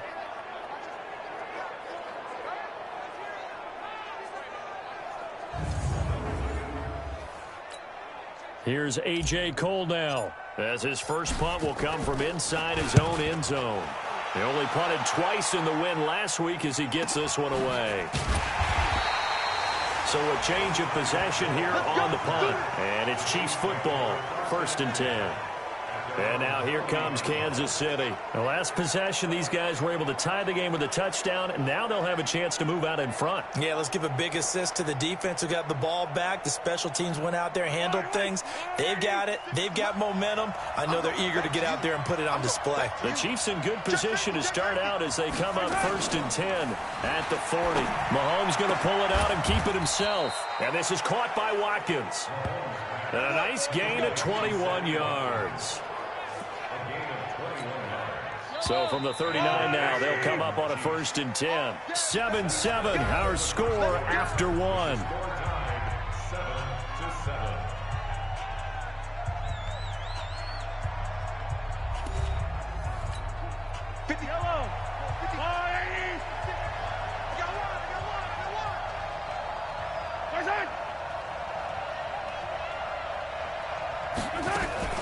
They fake the give. Now Mahomes. It's Hill, complete. An 11-yard pickup, and it's enough for a Chiefs first down.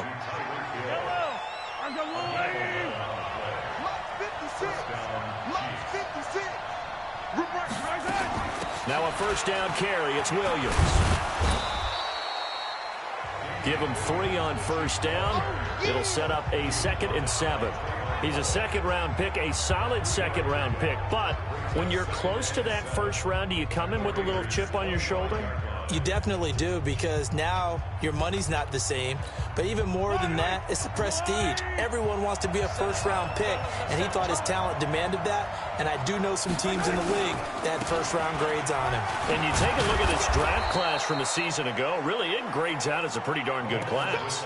So you have to give a lot of credit to the entire scouting organization. General manager, personnel department, college scouts, all came together. They evaluated it very well and got a nice payoff. And he's going to have a first down here as he gets this one to the 17-yard line. He needed a yard. That's what he got, and it's going to earn him a new set of downs. We ought to come up with a T-shirt and sell it that says, no indecision on 3rd and 1. And we didn't see it on that run, did we? Got his shoulders square, just got right into the line of scrimmage and picked it up. Absolutely. Picked his lane, went with it, and converted. Yellow. Number 53. Mike 53. It's our field. They'll run on first down. It's Williams. And they'll get him down right around the 16. Jeff Heath, the one to bring him down. Whenever we talk about the best strong safeties, one word constantly comes up, and that's instincts. Being able to diagnose run or pass and make the appropriate moves. He crashed down hard there. He was ready for that running play. And he is met quickly in the backfield. Down he goes, folded like a lawn chair.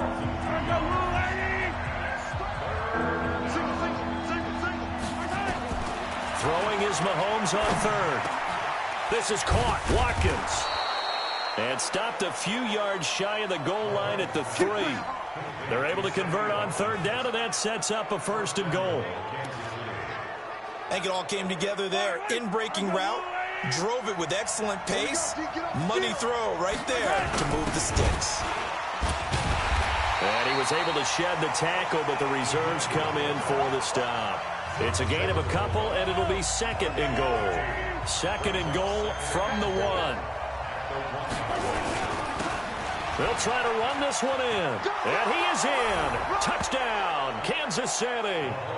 A great play there with his first career NFL touchdown. And the Chiefs have taken the lead.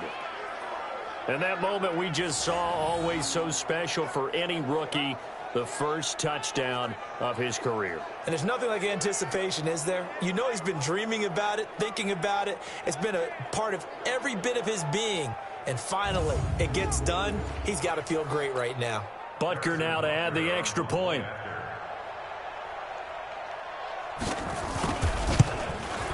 And he's got it. It's now a 14-7 ball game. So that drive consumes 9 plays all told. And it ends with a 1-yard touchdown run.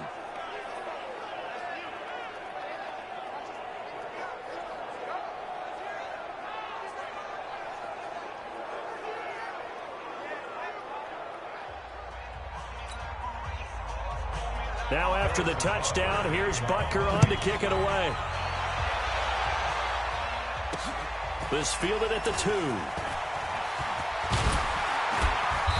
And a nice return sets him up pretty good here at the 30-yard line. 1:57 to go in this first half on EA Sports.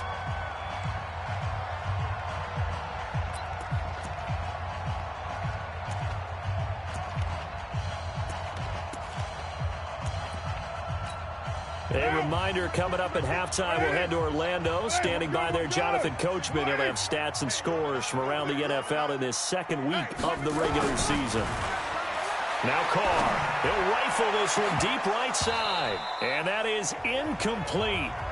Showed off the arm strength there, but to no avail. Second down.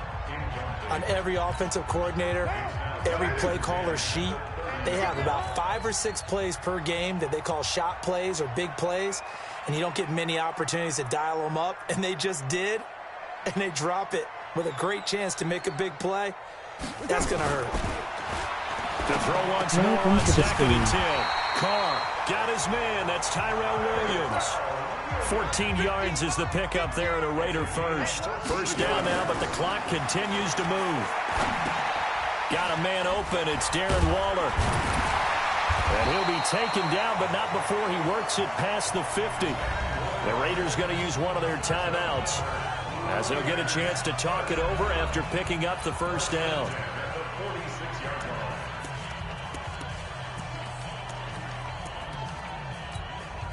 Carr now hitting on 80% of his passes in the early going. 8 of 10. It's first down. Carr to throw again. And that's going to be incomplete. Too tough to hold on to that one. It's second down. Now Carr, after the incomplete pass, brings him up second and 10. Throwing again. Carr. And that is incomplete. Feels like they're getting caught in between here because they didn't completions on first and second down. Now you got to worry a little bit about the clock because you prefer not to give them another shot here in the first half. But if you don't pick up the first down, guess what? You're likely going to have to. And he gets this inside the 35-yard line. On first down, Carr. That's complete to Williams out of the backfield. And inside the 20 before he's brought down. Into the red zone, it's Carr. And incomplete, a drop there in the middle third of the field.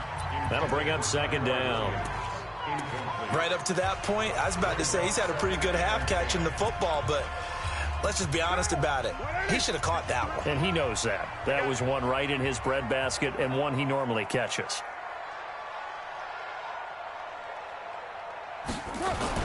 Carr will try it again on second down. Blitz coming, and down he goes. Now the Raiders going to go ahead and use the second of their timeouts as they stop it with 28 seconds to go in the first half of play. Carr and the Raiders following the sack, looking up at a third and long. Now Carr. It's caught by Aguilar. And they're going to get him down shy of the first at about the 13-yard line. Offense. So instead of giving them another third down, they'll decline it, brings up 4. Now, that's smart football right there. You don't even have to really spend a lot of time considering it. Just know that you're probably going to get the ball back. Good job declining that penalty.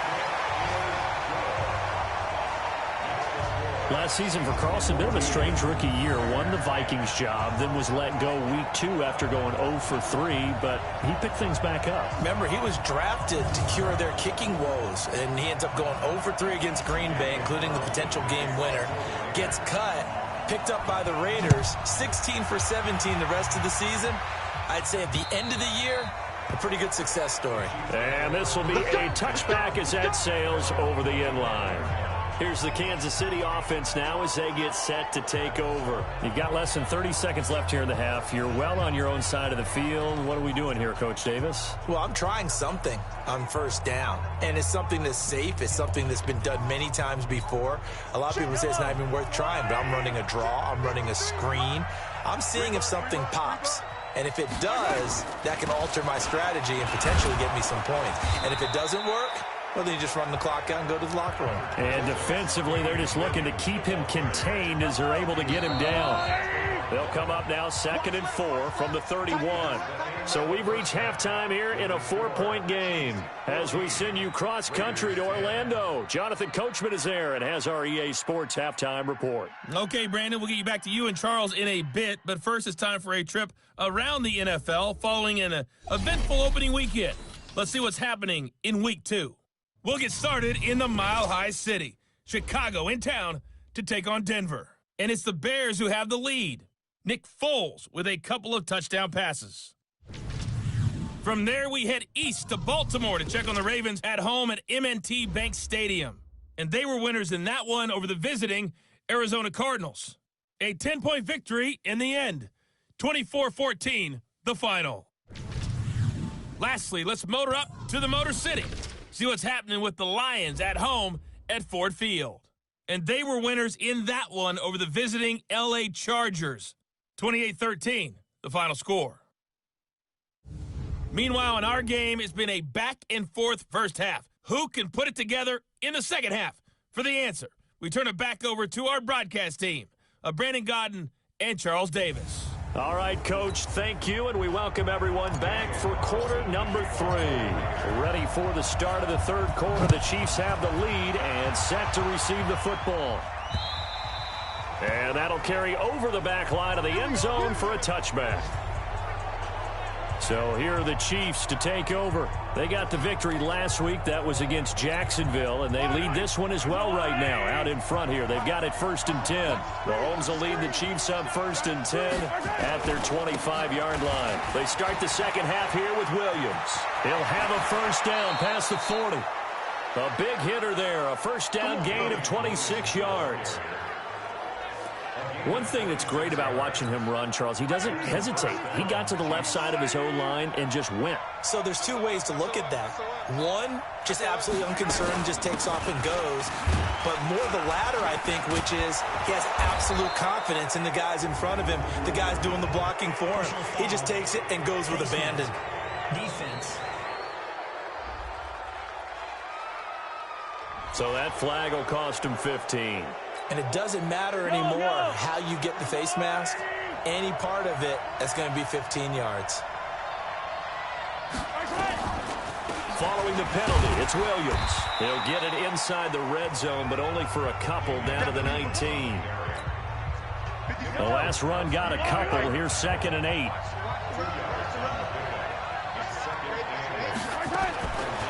Mahomes going to throw.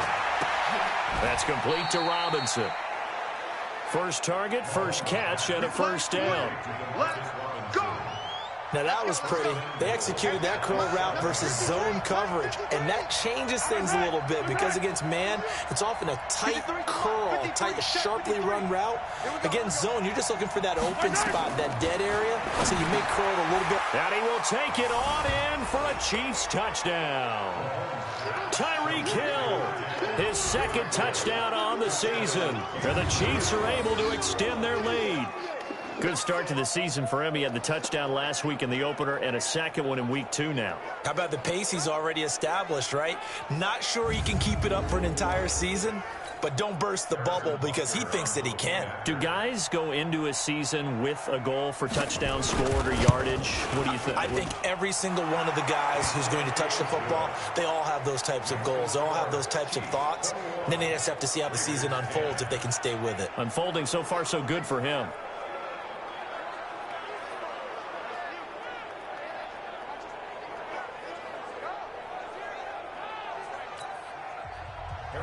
Now after the touchdown, here's Butker on to kick it away.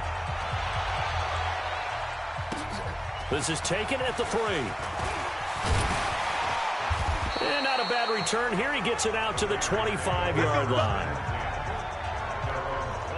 And now Derek Carr. He is the focus of our player spotlight. What can they do now, Charles, to make sure this highlight montage doesn't continue to show more pressure and pressure and pressure?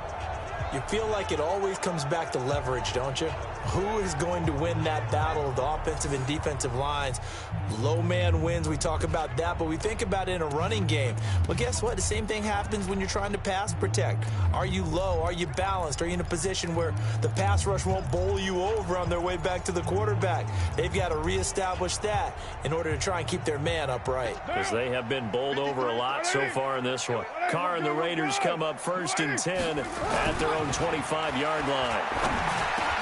The throw complete here to Williams. And they get him down, but not before he takes it across the 40-yard line.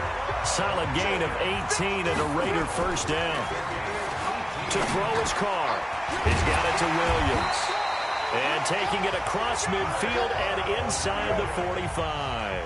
Give him a first down, 15 yards that time for the Raiders. Carr looking for Aguilar, and it's intercepted. It's the Honey Badger, Tyrann Mathieu. And a big turnover there as his guys will get the football back.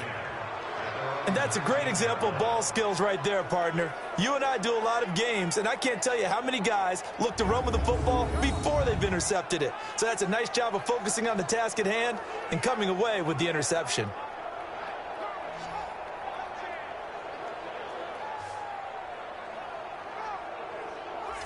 And now here comes Kansas City. And they were able to punch it in the end zone last time. They'll be looking to do that again here for the defense.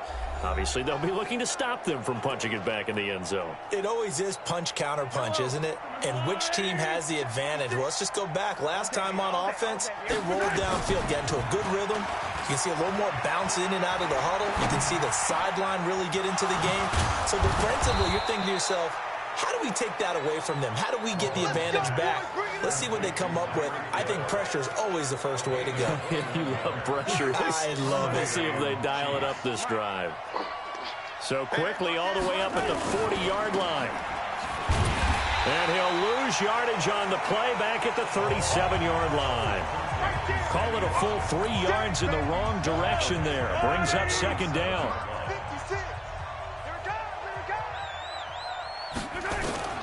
Now on 2nd and 13. Mahomes. Open man is Hill. He's got it. And he'll be stopped right at midfield. Give him 13 yards there and a Kansas City first down.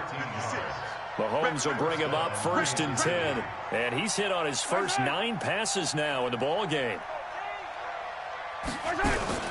They'll run out of the gun here. Williams. And down to the 44, 5 yards that time. Well, with Damian Williams, it's notable that the Chiefs didn't make a play to go after a big-time running back in the offseason. The coaching staff said back in May they didn't want running back by committee. They trusted Williams to be their starter. You remember last year he was forced into the starting role the final 3 games of the season due to attrition, and he really excelled. And then he was excellent in the playoffs against the Colts and Patriots. Strong indicator that he was ready to be the bell cow.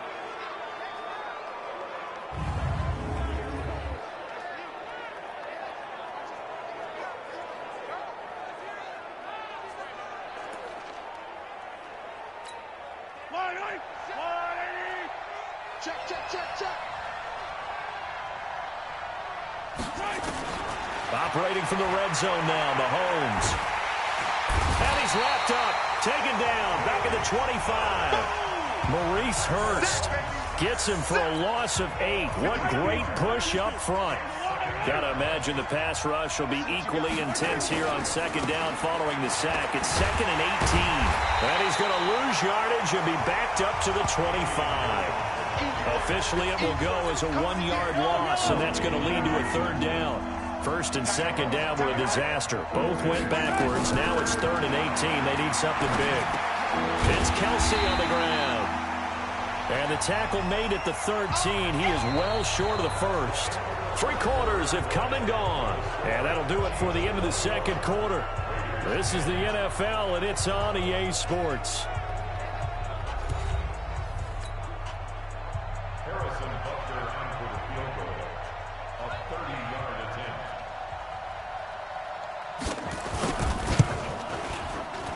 Butker's kick here is good. And that will get the lead up to 14. So the drive stalls out inside the 15-yard line, but they do get 3. And I've talked with enough players nowadays that when they have these types of kicks, that no one says to their guy, hey, that's just like making an extra point, piece of cake. Because the extra point is not a piece of cake anymore. But kicking a field goal from that distance, just give him confidence and let him knock it through. Now the Oakland offense heading back onto the field to take over. And there are parts of their last drive they'd like to emulate. And, of course, they'd like to forget the inning, the interception. But they did put together, Charles, a nice sustained drive to get him down the field. Yeah, and unfortunately for them, the only thing that matters is part 2, right? Because once they threw the interception and finished off the drive, that does them no good to go back and say, well, you know what, a good one going. Finish things off. That's the only way you can get it done. And here's a good way to kick off a drive, complete over the middle. 14 yards is the pickup there at a Raider first. Here's Carr. At this stage, this drive's got to be touchdown or bust because you need 2 of them. And if I'm the offensive play caller, I'm not just looking at my dagger plays downfield. I'm looking at some of my specials, something that can fool them and give you a big play now. With a sense of urgency. No doubt. And he'll go down, but not before getting this inside the 30. A good pickup there, a 22. And that last reception puts him over 150 yards now on the game, Charles. And now it's not just execution. It's not just performance. It's a mental aspect that's going on. Because right now, he has got the defense so much on their heels, got them looking at each other. Who's going to cover this guy, and what type of coverage can we put out there to try and slow him down? Now a 2nd down throw for the end zone, but it's incomplete. The Honey Badger, Tyrann Mathieu, there defensively to make the play. Throwing his Carr on 3rd down. It's caught. Jones. And they'll get this down to the 10. They're able to convert on 3rd down, and that sets up a 1st and goal. Throwing now is Carr. But correct me if I'm wrong. You're down 2 scores. I don't think you need to rush just yet, but you can't take your time either. Yeah, even if you don't want to commit to full 2-minute offense, you have to up the tempo, up the urgency. Maybe you're starting to call 2 plays in a huddle each time you snap the ball. Carr again here on 2nd and 10. That's complete to his tight end, Waller. And the stop will come inside the 5 at the 4. The catch good for 6 yards, but now it's and that's going to be caught for a Raider touchdown. Darren Waller, his first touchdown here of the new campaign, as his guys are back within a single score. There was no going through the progressions on that touchdown pass. Yeah, nor was it necessary. His receiver won that route early, presented himself. No reason to wait. Go ahead and put it on him and score a touchdown. Extra point by Carlson, up and good. And now things get a bit more interesting here in this 4th quarter. So a nice drive put together there. They go 75 yards in 9 plays. And it ends with an Oakland touchdown.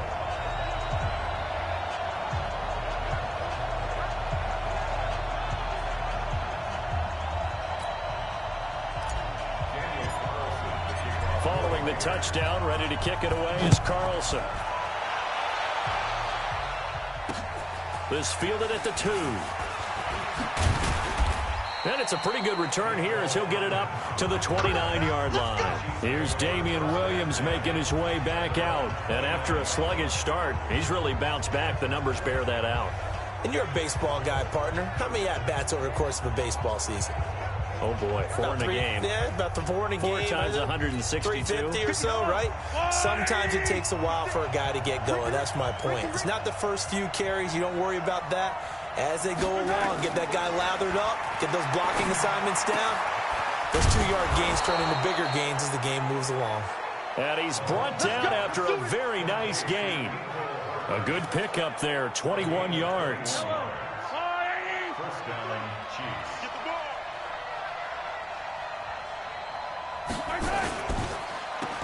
A little juke. 20. Hill shedding the... And all the way in for a Kansas City touchdown. Tyreek Hill. He scored on the ground and through the air. And the Chiefs are able to extend their lead. That's a pretty quick response to that last touchdown drive, and it seemed like they had maybe given up momentum. Not so fast. No, not at all, because they ended up pushing the lead up once again, and you're exactly right.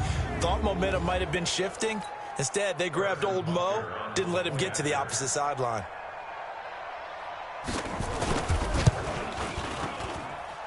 Point after, right down the middle. And the decision to just kick the extra point winds up successful. Well, it wasn't a one-play drive, but I think they'll take it. The scoring summary, 2 plays and into the end zone. Now after the touchdown, here's Butker on to kick it away.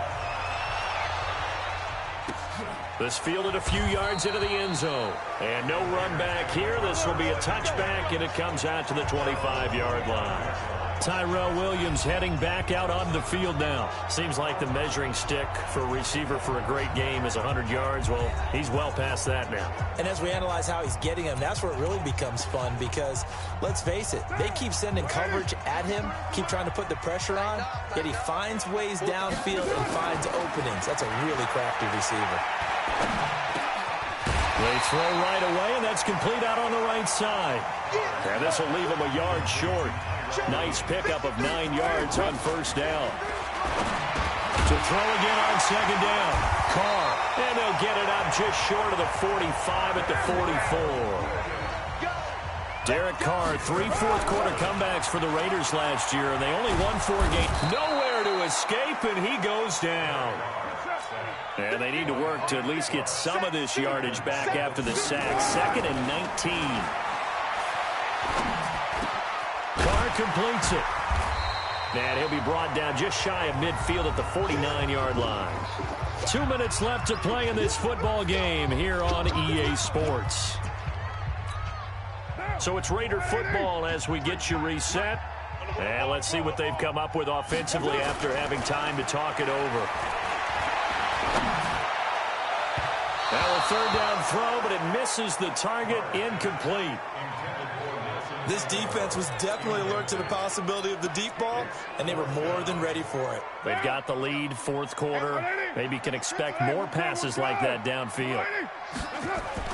Carr to throw for it on 4th down. They'll find his tight end. That's Waller. And unable to break away. They stop him a few yards shy. They had to go for it with such little time remaining, and it'll be a turnover on downs. Mahomes going to throw it here. He'll buy some time, and he can't find a receiver, and he's brought down. And now following that sack, looks like we've got an injured man down there on the field. We'll take a break and get a report from Oakland after this.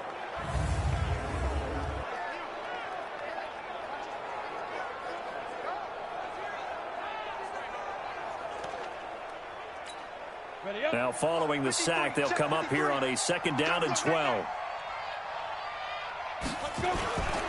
Williams shifts by him. Powerful running. And he'll get it down here to the 43. They'll wind up getting 10 back as that sets him up for 3rd down.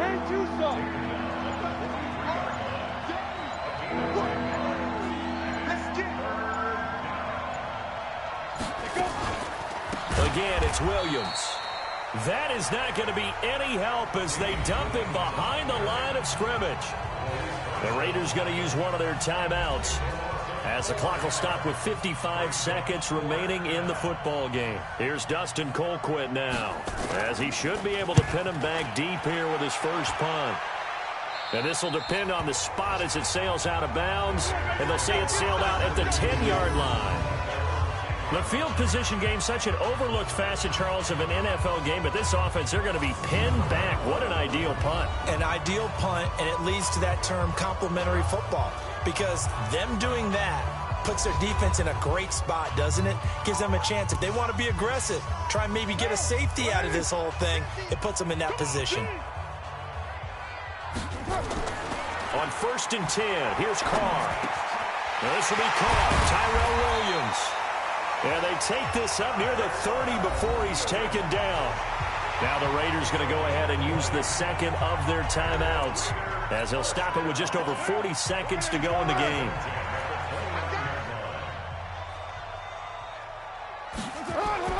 Carr now on 1st down. Space to maneuver at the 40. Got his man. That's Tyrell Williams. Now the Raiders going to burn their 3rd and final timeout, as it'll come with 36 seconds to go in half number 2. Back-to-back good plays have them on the move on 1st down. Now Carr. Finding Williams once more, complete. And he is tackled inside the 40, not quite to the 35. To throw, it's Carr. Nowhere to escape, and he goes down. Terrell Suggs in there to make the sack on what will be the final act in this ball game. So this one in the win column for Kansas City. And I know I'm not breaking any news when I say that any road win in this league is a good one. No doubt. But it's a double bonus when you get a victory on the road in your division. And when you start a season, each team breaks down their schedule in different ways. Some do it every 4 games, right? Let's go quarterly. Others say, listen, we've got to take care of our home field. And, you know, out of a 16-game season, if you get 8 at home, let's at least win 7 at home and split our road games. That's what you're trying to get done. So you're exactly right. A road win, precious, especially within the division.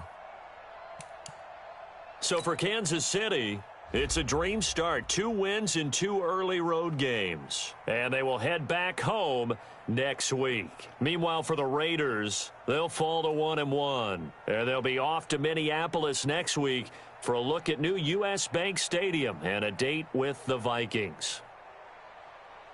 And for Charles Davis and our entire crew here at EA Sports, I'm Brandon Gaudin saying so long, everybody.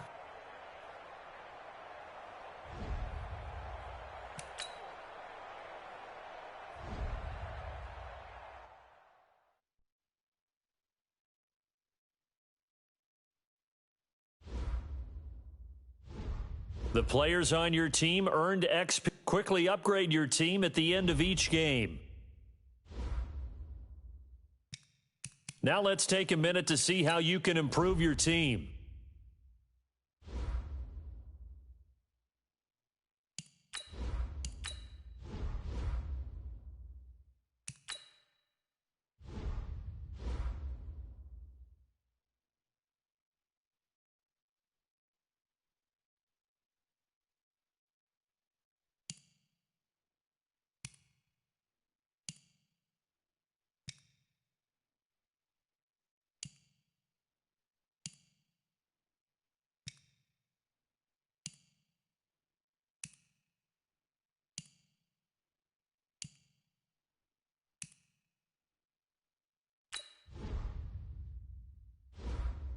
Start your week by installing your game plan.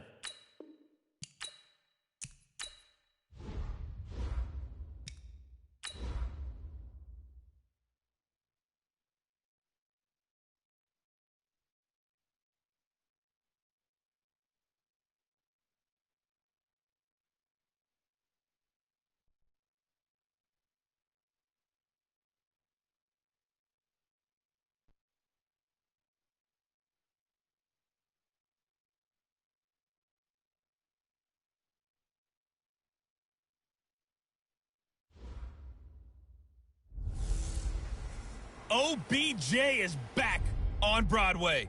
It's the coach. This is the NFL 100 Game of the Week on EA Sports.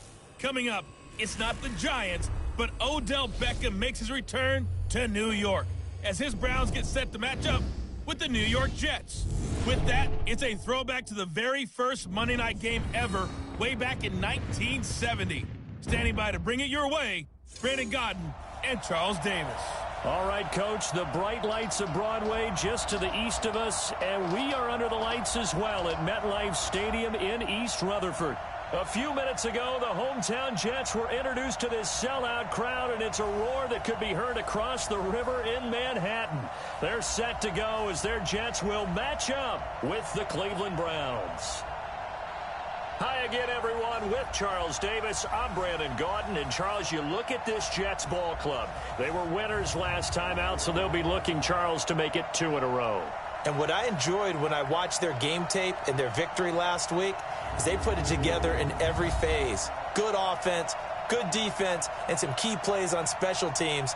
Let's see if they can get that second win in a row. Meanwhile, for the Browns here, they were losers their last time out. They're going to try to get back in the win column, but obviously they're going to have to do that in a hostile environment. And sometimes it actually works to your advantage. Now you've got to band together your team, the us against the world mentality. Let's see if they can use it and get a victory. The children will grow, and it's the final weekend of summer, but we've got the NFL, and we're underway on EA Sports. This will be fielded at the 8. And a good effort on the return there. Gets him across the 30 to the 33-yard line. Baker Mayfield, the second-year quarterback from Oklahoma, will pilot this offense as the Browns get set for their first drive.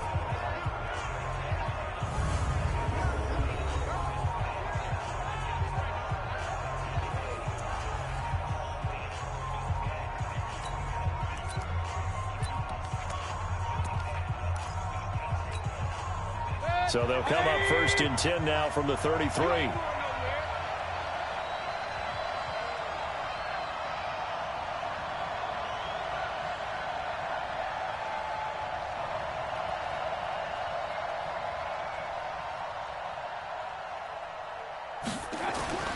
Mayfield now.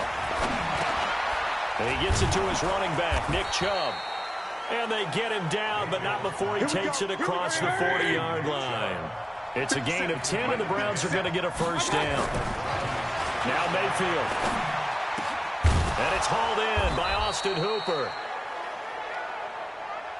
And they'll get this well past midfield before being stopped just before the 35. Here's Mayfield. And that is incomplete. He couldn't hold on through the contact. Brings up second down. And a look now at the starting offense for the Browns. And the focus will definitely be on wide receiver Odell Beckham Jr. after the trade from the New York Giants to the Cleveland Browns. How will he mesh with his new quarterback Baker Mayfield? And can they be the duo that leads Cleveland to the playoffs for the first time since 2002? Line of scrimmage, again the 37 as they line up 2nd and 10.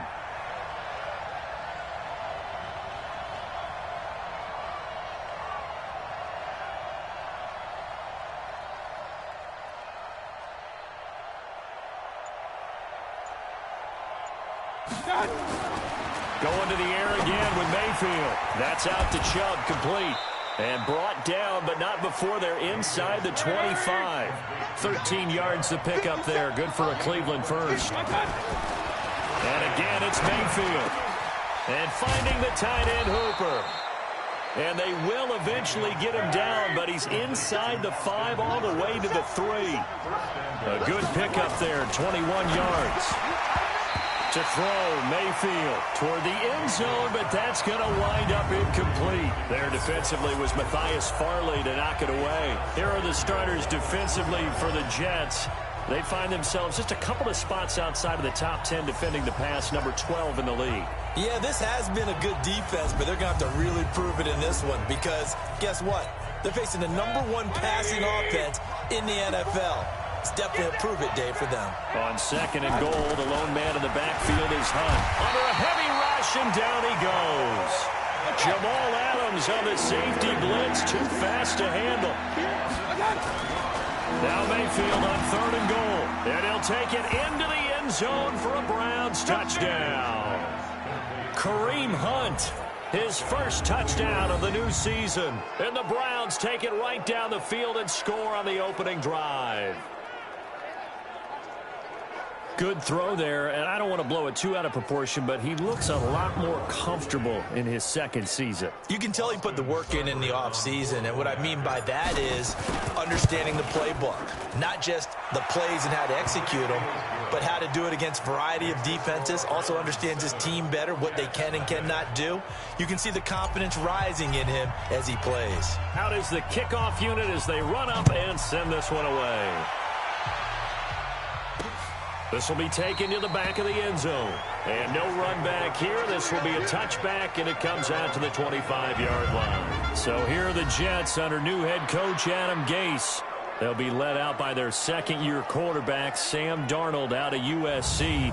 At the start of last season, Darnold became the youngest quarterback in the Super Bowl era to start the first week of a season. But we definitely saw some inexperience, particularly at the start. He even threw a pick-6 on his first NFL throw, if you remember. But as the year developed, he developed, starting to put up some respectable numbers. And with some marquee players now to complement his skills out wide, a lot of people are looking for a trend upwards for Sam Darnold this year. A loss of a yard there to start out. That leads to a 2nd and 11. On the counter, here's Bell. They'll wind up getting 10 back as that sets him up for third down. Bell, of course, 3-time 1,000-yard rusher. Sat out 2018, but you look back to 2017, a tick under 1,300 yards and almost 700 more receiving. Caught here by Griffin. The completion there winds up a wash, and it'll bring up 4th down. They dialed up the blitz on 3rd down, and your worry as a defense that they can hit you with a big play in that situation. Instead, the blitz pays off, able to rally to the football and make the play. And a nice job here to down this one right on the 5-yard line. They decide against going for it on 4th and 1, maybe to the dismay of their offense, but hey, a nice consolation prize down inside the 5. Nice consolation prize indeed. So maybe the offense is upset, but they show confidence in their defense by punting it away.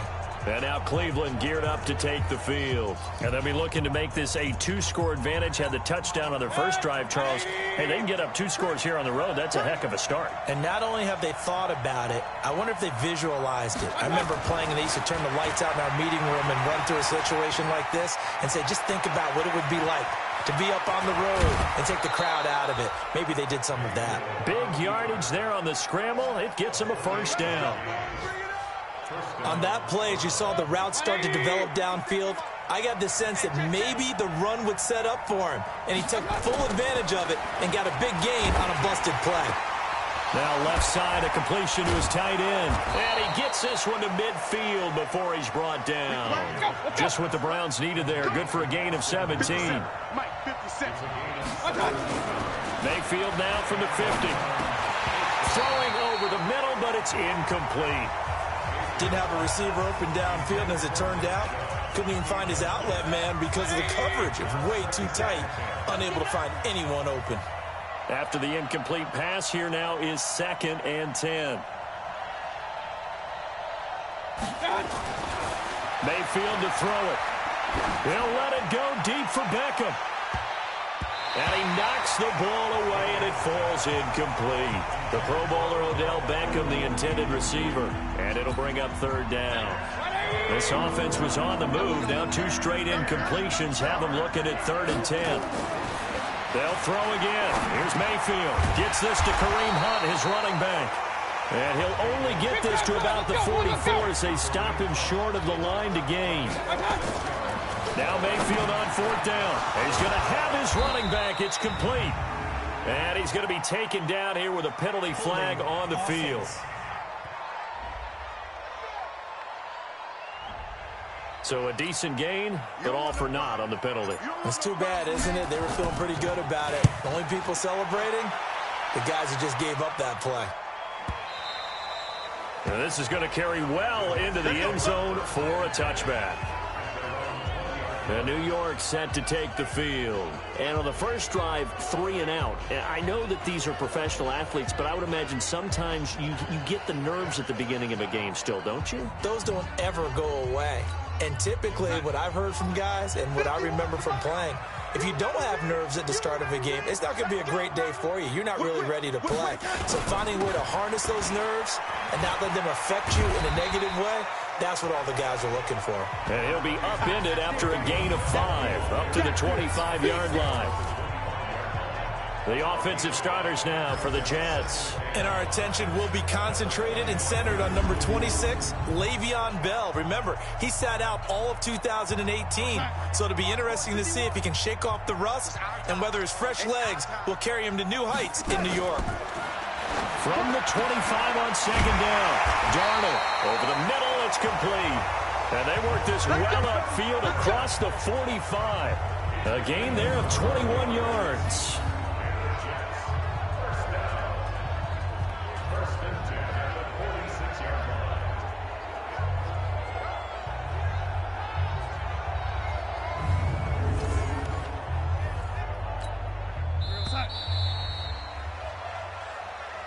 After 1, 7-0 on EA Sports.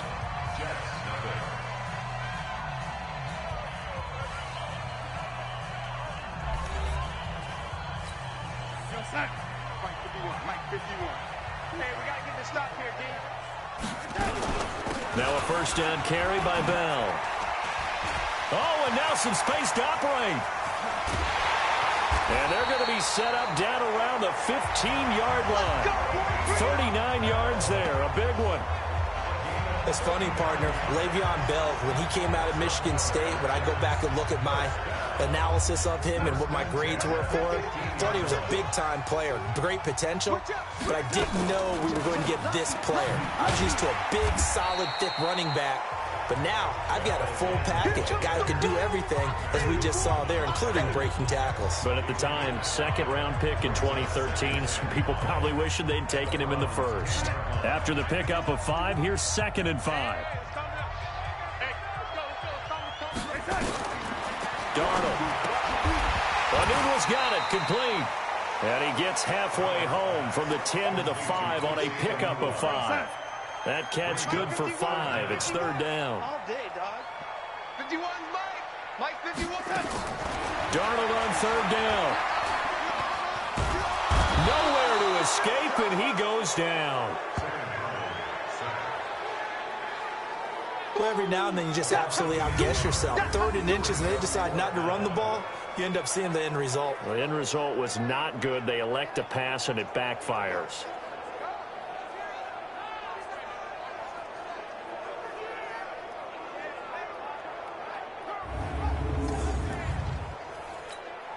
Now Phil Dawson, who spent 14 years in a Browns uniform. A 32-yard attempt.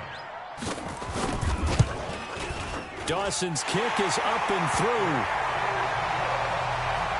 And they are on the board, but still trailing. It's 7-3. So unable to convert for the touchdown inside the red zone, but they do come away with 3. Yeah, it's a 32-yarder. That's essentially an extra point nowadays, right? Because it's 33 as a general rule for these guys. So it should be a simple kick.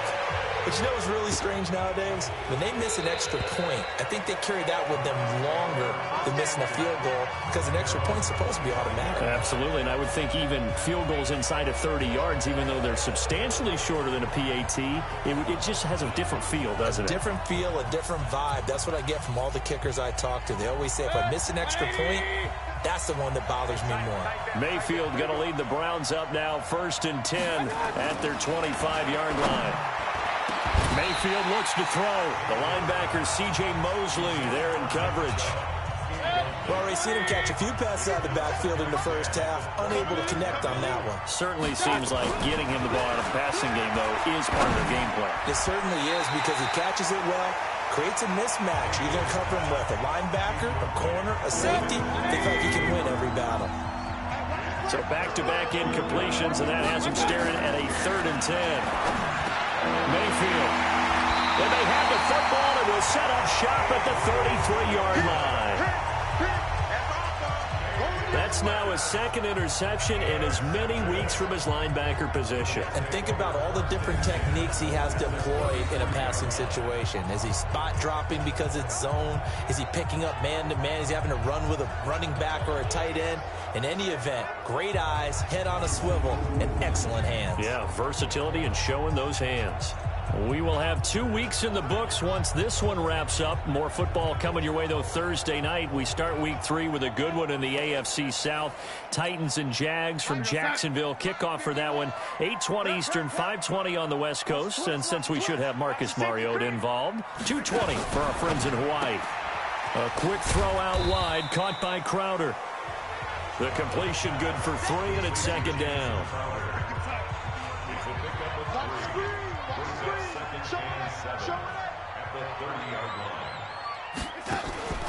Now a draw play. This is Bell. And he's got this down almost to the 20 before he's dropped. 10 yards is the pickup. Good enough for a Jet first down. What makes a draw play like that successful? Well, we did see where he made the first wave miss, and that was a big part of it. But a lot of it is just being actors back there, making the defense think it's going to be a pass. Bell with a first down carry there as he'll get about 4 out of that. Call it a gain of 4 on first, and that'll make it second down. Second and 6 at the 16-yard line. From the 16, Darnold got an open man. It's a noon one. And they'll bring him down at the 13-yard line. 4 yards on the completion, and it sets up a third down. 2 minutes to play in this first half. 7-3, our score.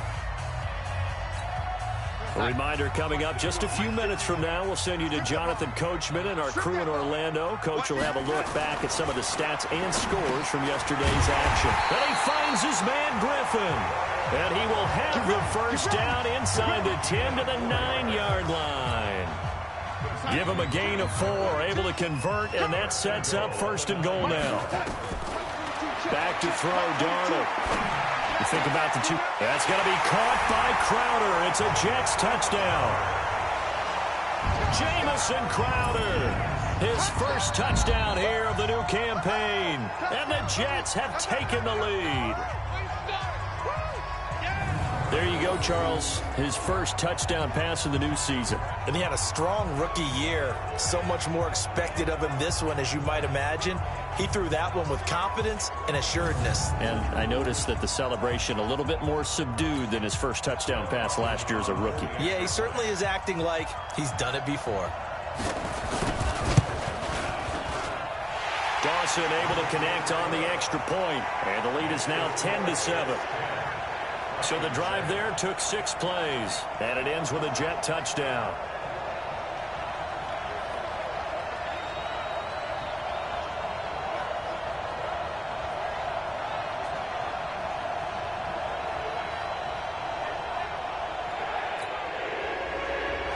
After the touchdown, it's Dawson on to kick it away. This is taken at the 3. And a good return as he'll be stopped just shy of the 30-yard line.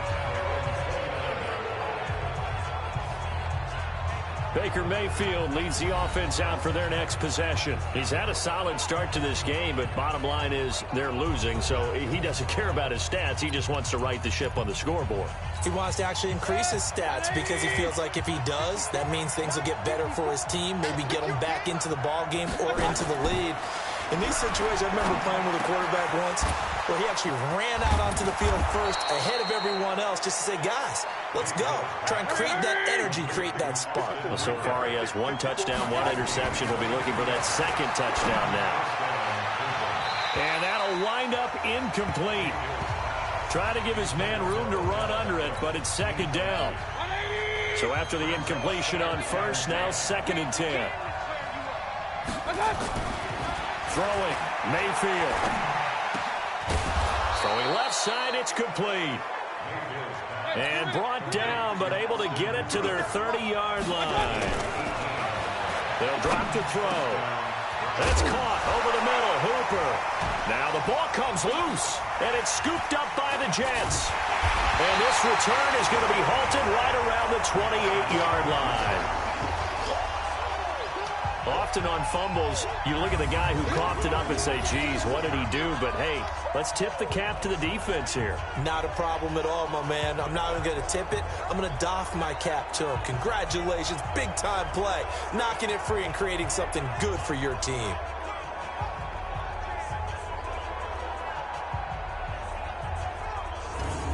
Now the Jets offense, they get ready to head back onto the field. And you're under a minute to go here in the half. Field position not really in your favor. But still time to try and move the ball and get in field goal range. Yeah, you got the lead. It's definitely a thought. Let's go ahead and try and increase it. But at the same time, I don't like the odds. I don't like where they are in the field. Got the lead. They've done well in the first half. Don't mess it up and go into halftime looking at each other wondering what if. Meanwhile, they take a shot to start the drive, but this is going to wind up incomplete. Looking for Perriman there. He's got him. He'll have a first down past the 40. 33 yards that time. I know we love our jobs, and pretty much any play we see, we're pretty, excited about. But big plays, let's face it, that's what we absolutely live for. How about that one? That was great, and what our camera missed was the fist pump from the sideline after that catch. They're fired out. That's a big game. And now a throw on first down there, but it's incomplete. So line of scrimmage still the 39 on 2nd and 10. Now Darnold. Griffin's got it, middle of the field. Now a timeout taken. Perhaps a chance for one more quick play and then another timeout if they hurry. We'll see. The last catch nearly got him a first, but it did not, and they'll try to convert on 3rd and inches. Throwing again is Darnold. And the pressure will get to him. He goes down. Now there is a flag on the play, but this looks like holding on the offense. So they decline it as that will bring up 4th. And I know that yardage and field position are keys to any game played, but you got to consider downs when you're talking about penalties, and they wisely did not take that one and made it 4th down.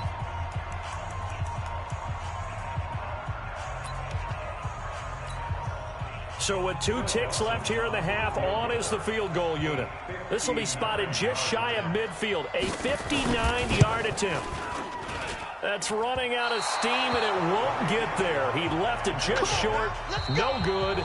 So we've hit halftime, just a field goal separating these two teams at the break. As we'll get you down the coast to Orlando for Jonathan Coachman at our EA Sports Halftime Report. Coach. All right, Brandon, thanks very much. We'll get back to you and Charles in a minute. But first, time to give the folks at home a look at what's going on around the NFL. We'll begin up at M&T Bank Stadium in Baltimore, where it was the Ravens who get the win at home.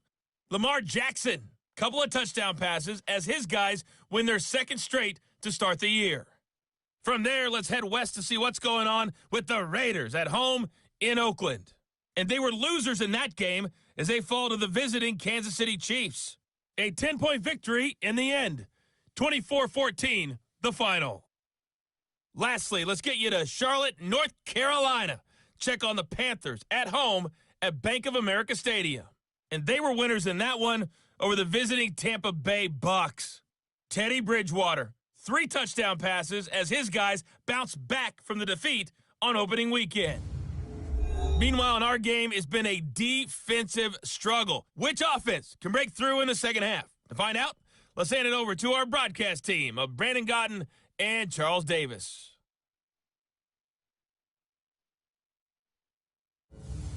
Thank you, sir. A field goal separates these two teams as we come back for this second half. And the Jets set to receive this third quarter kickoff, and they have the lead as well as we are underway in the second half. This is taken about 7 yards deep. And no run back here. This will be a touchback, and it comes out to the 25-yard line. So here are the Jets now to take over. They were winners a week ago against Buffalo, and they lead here with a 1st and 10. Darnold going to lead the Jets up now, 1st and 10 at their own 25-yard line. Darnold from the gun. On the catch, it's Crowder. And they're able to get this one across the 35. It'll go as a gain of 11 and a Jets first down. So from the 36 now, 1st and 10. From the shotgun, it's a give to Bell. And able to get this one across the 45 before he's brought down. It'll go as a gain of 11 and a Jets first down. Boy, he does it at a high level, doesn't he? Because when I watch him, I think of his vision. Straight ahead, peripheral. Also has that sense of where holes are going to be before they actually open. I think that helps set him apart from many of the other backs in the league. Darnold completes it. And they'll get him down as he's inside the 40. 14 yards is the pickup there at a Jet first down. So a 1st and 10 upcoming from Browns territory now at the 39-yard line. To throw is Darnold. Got a man. It's Brown. And he'll be brought down, losing yardage back at the 40. It'll be a loss of a yard, and that'll bring up a 2nd and 11. That pass play wound up for negative yardage, so here's 2nd and 11. Darnold off the play fake to Bell. And he bats it away, and it falls down incomplete. He was looking for Jamison Crowder there, and it's 3rd down. An incomplete pass on that last play, and that means they'll need to come up with something here on 3rd down. This is Bell on the dump off. And he'll be taken down well before the 1st at about the 36-yard line. One hallmark of good defenses is understanding the game, understanding positioning, and tackling immediately in the secondary after catches. I think we just saw that on display right there. Got to him before he ever had a chance to think about turning it upfield. NFL kickers nowadays, they make things look so easy because normally from this range, about 2 out of 3. And this is not an easy kick. Yeah, 20 years ago, you get where he was in that 50 range, maybe a little over. And it's a big kick, but now we just, if they leave it short, you're like, whoa, what happened? And that's what we have here. Yeah, you're right. 20 years ago, we were saying run some more plays and get closer. Now we think they're definitely within range, and you're exactly right. When it comes up short, there has to be something that went wrong because they have plenty of leg. So the long field goal misses, and now the reverse. You're in a tough spot defensively. They'll start the drive at the 43. On 1st and 10, Mayfield. He's going to take a shot right away for the end zone. And that is incomplete. Took a shot there on 1st down, but he couldn't reel it in. Now hold everything here. We're going to get a timeout by the offense. It's just their first, so 2 remaining as they burn one here in this 3rd quarter. So 2nd down, still 10 yards to go. Ball on the 43. To throw, Mayfield. They'll let this go for the end zone. And this is caught. Touchdown, Cleveland. Odell Beckham, his first touchdown of the new season. And once again, the Browns are back in front. A nice throw there by the 2nd-year quarterback. And I don't believe that was the kind of play he would have made as a rookie, because usually your rookie season is a continuation of your college days. A lot of one read, and if you don't have it, you just take off and go. Now he's settled in the pocket a little bit more, reading the field and getting to a 2nd and sometimes 3rd progression. That was a nice play. Extra point by Seibert, up and good. And the lead is now 14-10. And they're able to get the connection on the long touchdown pass. And that's one of the easiest drive summaries you'll ever see. One play, touchdown.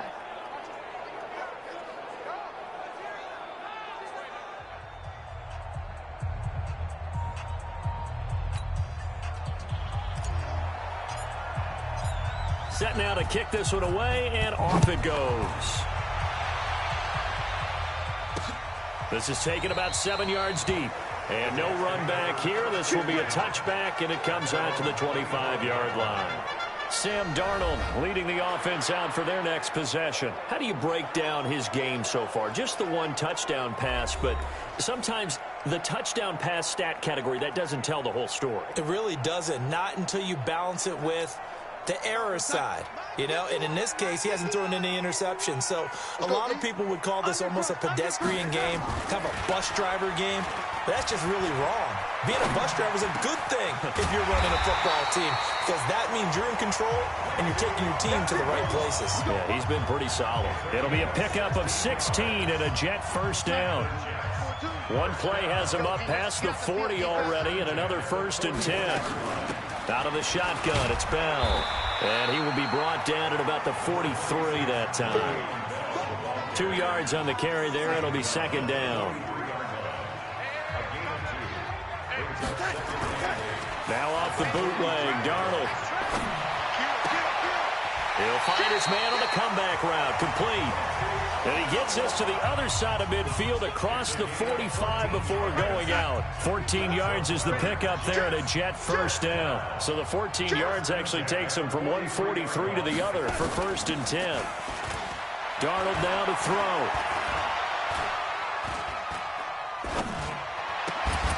And this will be incomplete. Physical play on the football there, and it's 2nd down. An incomplete pass on 1st down. That leads to a 2nd and 10. Now it's Darnold. Caught here by Griffin. And here he'll be brought down a little shy of the 35 at the 36. A 2nd down completion got him 7. Now here's 3rd and 3. He's got this one complete to Perriman. And, he's going to be brought down by the face mask. Here come the flags. This is going to get him a 1st down. Officials so cognizant of that call nowadays, but that would look pretty easy. Yeah, you're right. They took out of their hands having to wonder whether it's a 5-yard or a 15-yard inadvertent or not. Now, it's a lot easier. You see it, you call it. After the penalty, it's Bell. He breaks a tackle, and he's got an alley. And he's in. Touchdown, Jets. Le'Veon Bell. His 3rd touchdown now on the year. And the Jets have once again taken the lead. Well, partner, that was another explosive run, and one thing I've learned in our time in this game, yes, the offensive line has to get a lot of credit, but for big runs to occur, the wide receivers have to block well downfield. And then you have to have a good guy carrying the ball too, right? Oh, without a doubt. You need that difference maker lugging the rock.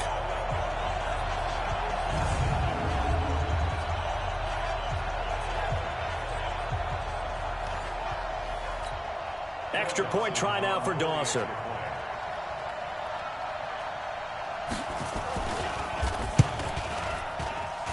It's good, and they'll take a 17-14 lead.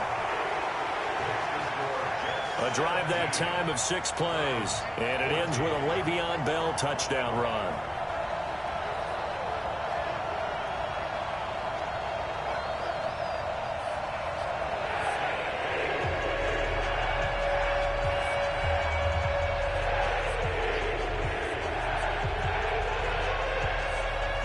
After the touchdown, it's Dawson on to kick it away.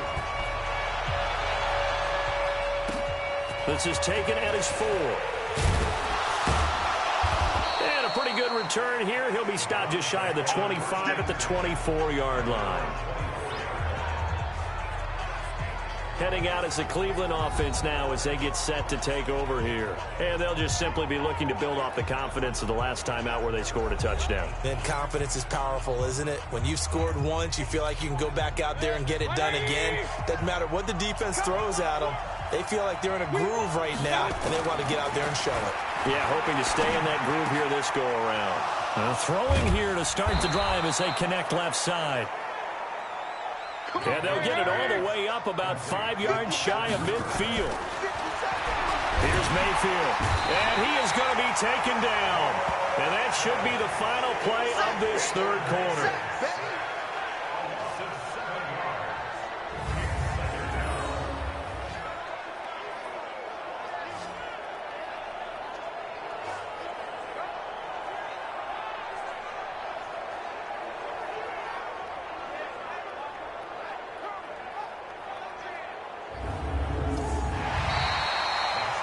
Is going to do it for this 3rd quarter of action. You're watching the NFL on EA Sports.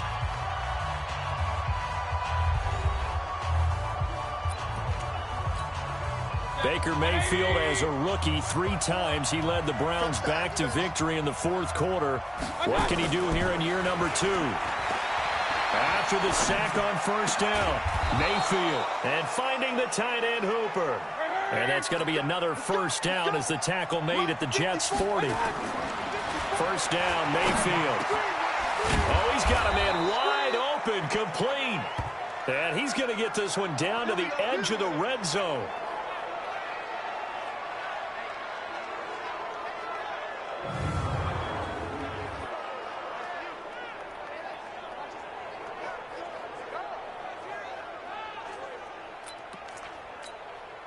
Mayfield now 5 straight completions here in this second half. First and 10. Inside the red zone here. They'll look to throw. And that will be incomplete. Would have been a big hitter if they had connected. Instead, it's second down. After the incompletion, here's second and 10 from the 20. Mayfield. This is the tight end, Njoku. And he is into the end zone. Touchdown, Cleveland. David Njoku, his first touchdown here of the new campaign, as his guys are able to regain the lead. Boy, it's nice to have that big, reliable target you can go to. Each and every time. A lot of people see that position as a fallback. Throw it to them when all else fails. Not at all. This guy can make plays, and that's exactly what he just did. Yeah, play here for a touchdown. Seibert on for the PAT. It's up and good to make it 21-17. That time a 6-play drive, and it's capped off by the Browns' touchdown.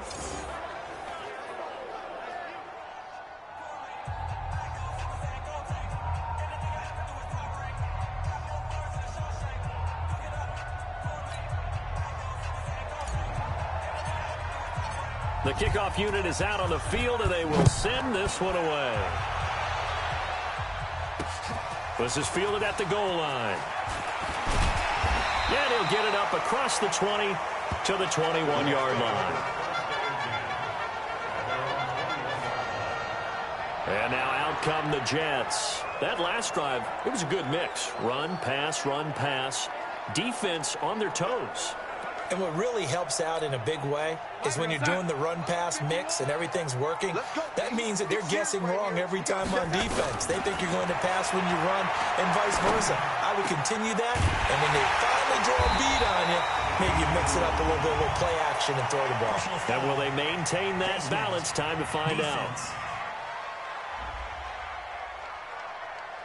Well, when you're leading in the fourth quarter, that's not the penalty you want. Not at all, and now your discipline comes into question. Having poise this stage of the game, you can't have those kind of plays. And now it's first and 10, a big mistake, especially when you factor in the personal foul yardage. And the pass complete to Anunua, and all the way inside the 15 before they drop it. A really nice gain of 25 yards.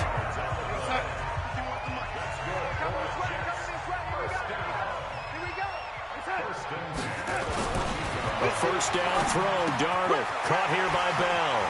And he's going to take it in for a Jets touchdown. Le'Veon Bell with his second touchdown of the game, 4th of the year. And the Jets have taken the lead here in the fourth quarter.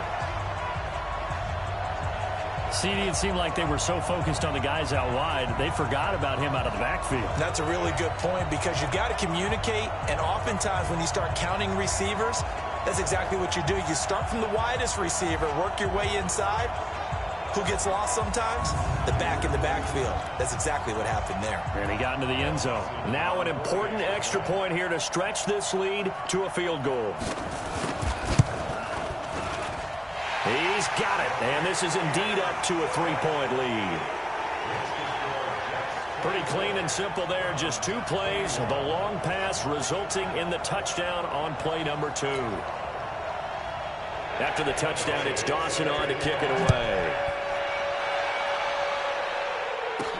Fielded about a yard deep. And he'll take this one near the 25, call it the 26-yard line. And now Cleveland geared up to take the field. And they will simply, Charles, be looking to duplicate what they did last drive when they were able to push it in for 6. And they hope it'll be that easy, right? To be able to take exactly what happened before, replicate it. They may have to make a few additional changes along the way because I'm sure the defense will make some adjustments, but they've got to have great confidence having scored the last time out. Dancing to his left. And he's got his favorite target yet again. It's complete. And out across midfield down to the 45. Mayfield on first down. And he gets it to his running back, Nick Chubb. And he gets it inside the 35 and just shy of the 30. 14 yards, and it's a Cleveland first down. Throwing, Mayfield. His throw incomplete. Austin Hooper, the tight end, was the intended target. And it's second down. Line of scrimmage, the 31 as they line up, 2nd and 10. And again, it's Mayfield. He'll take a shot for the... And this is caught for a Browns touchdown by Landry. Jarvis Landry, his 2nd touchdown on the season. And now they have taken a 4th quarter lead. And he's a little bit on the shorter side as a receiver. Maybe sometimes for the defense, tough to find the little guys, right? Yeah, sometimes they get lost in the traffic, but usually what it means is that rather than just winning with height or even speed, they use their quickness to find a way to get open. Well, tall, short, wide, skinny, whatever, there it results in a touchdown.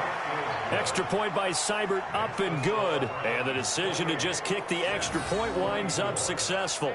So that drive, 4 plays. And it ends with a touchdown for Cleveland.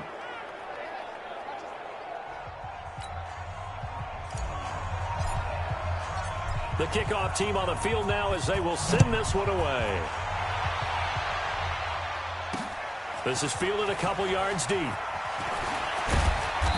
all that work, but he stopped where he ultimately would have been had he simply taken a knee, and that's the 25-yard line.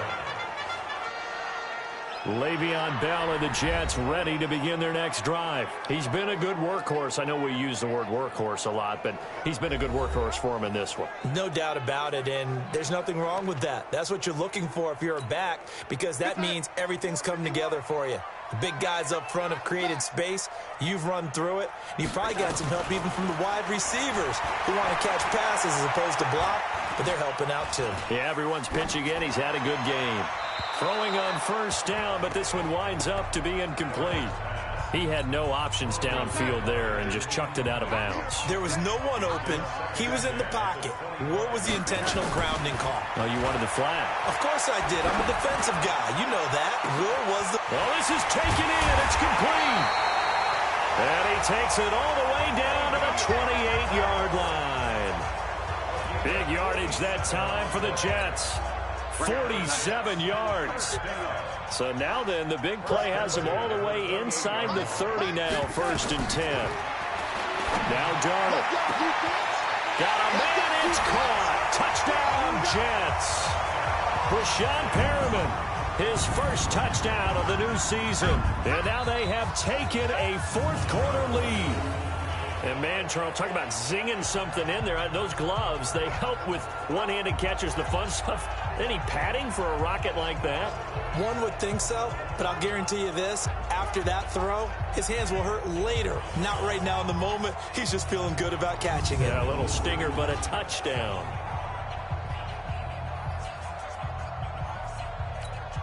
Now an important extra point here to stretch this lead to a field goal. He's got it, and this is indeed up to a 3-point lead. So a 75-yard scoring drive on just 3 plays, and it's finished off by a New York Jets touchdown.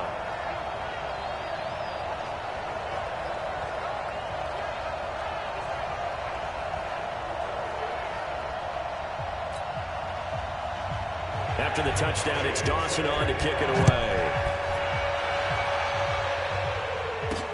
That'll be taken in the end zone.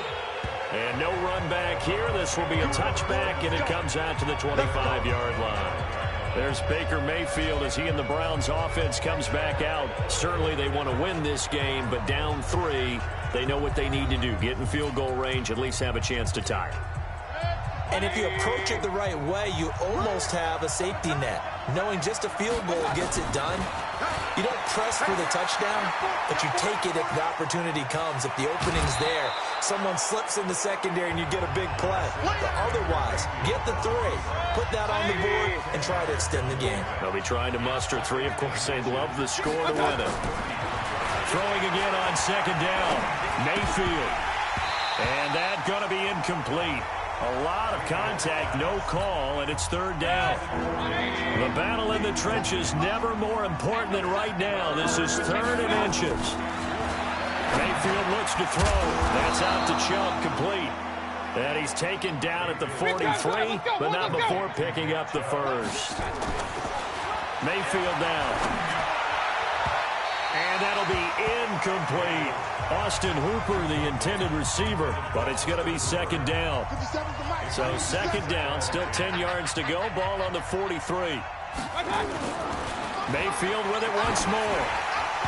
And he takes a shot on the release as this will be incomplete. We've seen this quite a few times in this game. Offensive line unable to keep leverage, unable to keep people away, facing a lot of pressure. Fortunate just to get rid of it. One of the reasons they're down is that inability, though, to stop the pressure. We saw another example of it there. Less than 2 to play with just a field goal separating these two sides. So the Browns in possession of the football here as we get you reset. They come up on a 1st and 10, desperately needing a score here on what could be their final drive. And he's going to keep it here. And he works it past the 30, almost to the 25. Nothing open downfield. He keeps it himself for 11 and a 1st down. 1st down now, but that clock rolling.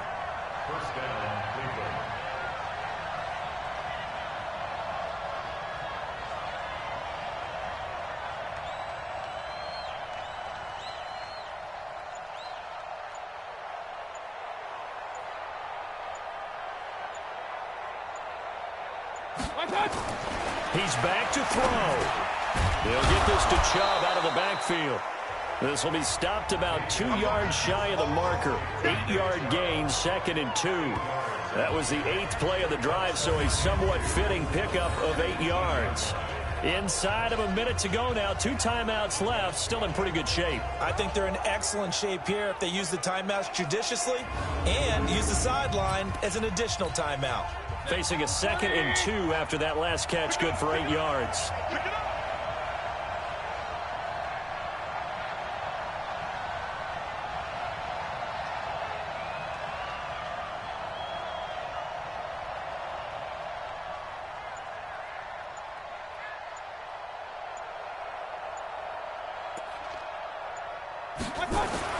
They'll look to throw. His throw caught at about the 5. And he couldn't quite get there. Tackled down at the 1. Now the Browns signal for the 2nd of their timeouts as they stop it with 22 ticks to go in the 4th. They come out with 1 back and 3 tight ends. Only way to get the lead here, of course, with a touchdown. And that's what they're gunning for on 1st and goal. Now a throw to the end zone on 1st down, but it winds up incomplete. The linebacker, C.J. Mosley, there in coverage. Another shot from the 1 on 2nd and goal. Mayfield keeps it himself, and he's in. Touchdown, Browns. Baker Mayfield with time running out, and they have taken the lead here in the final minute. How many people are watching this one right here who gave up? Because that score, they might want to try and rush back into this stadium. Yeah, what looks like is going to be the game-deciding score, although a little bit of time left, so you can't count your chickens before they're hatched. Well, they better come back in here and watch this one because you and I, we're not going anywhere. We want to see this one play out. Extra point by Seibert, up and good. And it would appear, barring some late heroics, they're going to get out of here with a come-from-behind victory. So that one a long 11-play drive. And it was capped off by the quarterback sneak for 6. Out is the kickoff unit as they run up and send this one away. This is fielded a couple yards deep. And he'll wind up getting an extra couple yards here for his trouble as he'll bring this one out to the 27. The New York offense taking over for their next possession. Critical condition here, obviously. Got to hope to get something quick right and then maybe take that shot deep. And once they do take the big shot, you got to worry on defense. Of course, no one getting behind the defense and make it an easy throw. But nowadays, it's not just the ball being tipped in the air and people in the end zone in a cluster. It's that guy that's short in the end zone who comes up and ends up making the play because he goes unguarded. So there's a lot to think about if you're playing defense in this situation. We'll see if they can cover all their bases. And now a throw on first down there, but it's incomplete. So now 2nd and 10 after the incompletion on first down. He'll look to throw. And, a crusher there as it's intercepted. Picked off inside the 10. And that is going to seal this victory as time runs out. Well, we were on hand for a fun and entertaining game here, coming down really to that last play. Great job defensively to get the pick and seal it. And we know that every play during a game matters. You're never sure which one's going to be one of the key ones. But at the end of the game, when you analyze it, 3, 4, 5 plays are going to be the ones you focus on. And that last play was one of them. The last shot had to take it, and they came up with the interception and sealed their victory. So for the Browns, it was a great all-around performance as they come out of this one with the victory. And they will head back home next week. Meanwhile, for the Jets, they will fall to 1-1. And they'll look to get back in the winning column next week as they head to Foxborough to face off against the New England Patriots.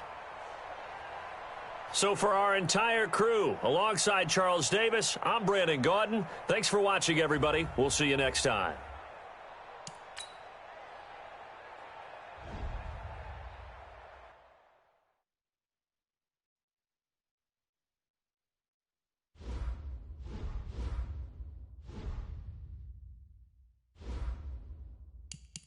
Now let's take a minute to see how you can improve your team.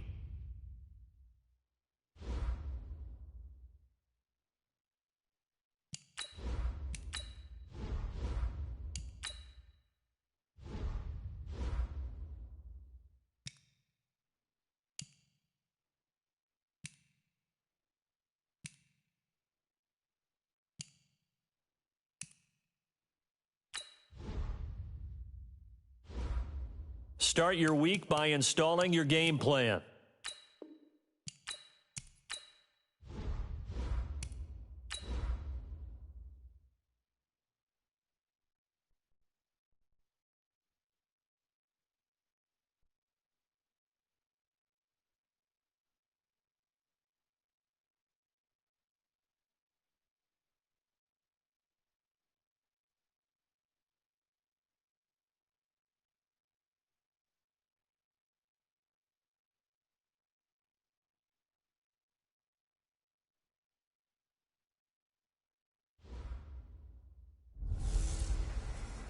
Super Bowl 40, one more time. Hey, it's the coach. This is week 2 of the NFL on EA Sports. Coming up, no Matt Hasselbeck, but the Seattle Seahawks are out for revenge as they once again take on Ben Roethlisberger and the Pittsburgh Steelers. I'll talk to you again at halftime with a look around the league. But now, let's say hello to our commentators, Brandon Gaudin and Charles Davis. We are just across the Allegheny River from downtown Pittsburgh at rain-soaked Heinz Field in the Steel City. They love the black and gold here in the Steel City, and a few moments ago, their Steelers emerged from the Heinz Field tunnel. They're set, we're set, as the Steelers are ready to do battle with Russell Wilson and the Seattle Seahawks. With Charles Davis, I'm Brandon Gaudin. Charles, we look at this Steeler ball club entering play. They come in off a loss in the opener last week. That one was on the road. Now they get their first taste here of home cooking. And what they're hoping to do is feed off the energy of the home crowd. Great tailgate, great fan support. Let's see if they can put it to good use. Meanwhile, for our visitors, the Seahawks, they too were losers last week, so they're also hoping to get back in the win column. Something's got to give in this one, right? Both teams want to start a new streak, and they both want it to be a victory. This should be a fun one.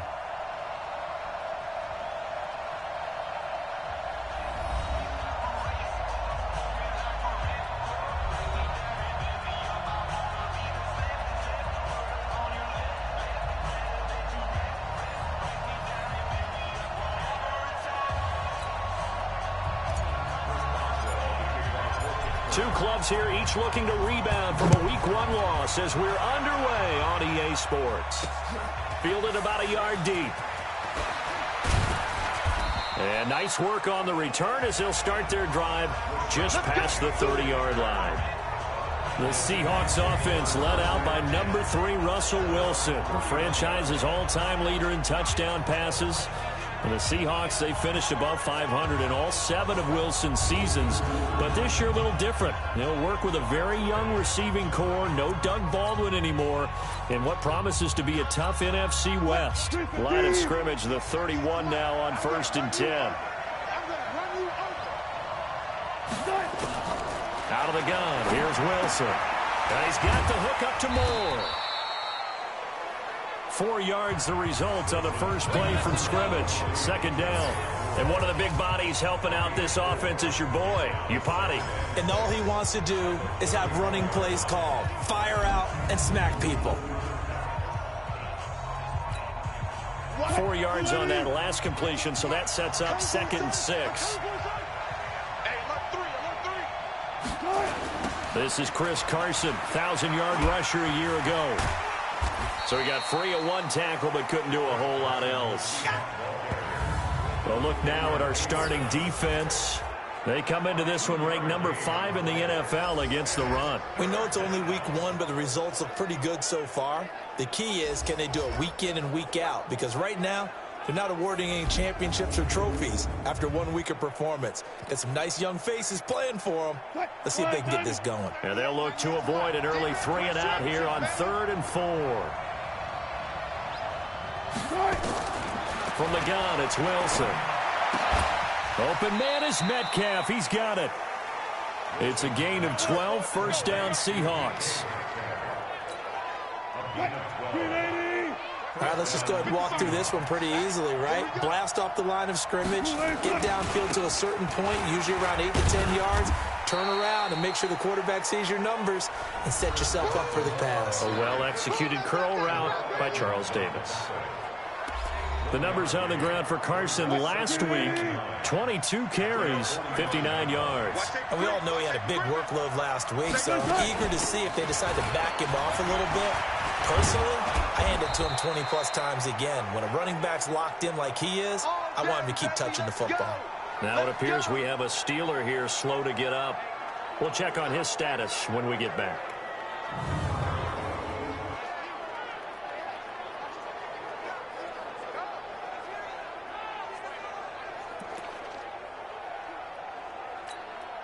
Operating out of Steeler territory now. Here's 1st and 10, right at the 40. Wilson after the play fake to Carson. This is caught. It's Greg Olsen. And he sheds a tackle. Now he's got some space. And all the way in, touchdown Seattle. Greg Olsen. His first touchdown here of the new campaign as his guys are able to strike first here in this opening quarter.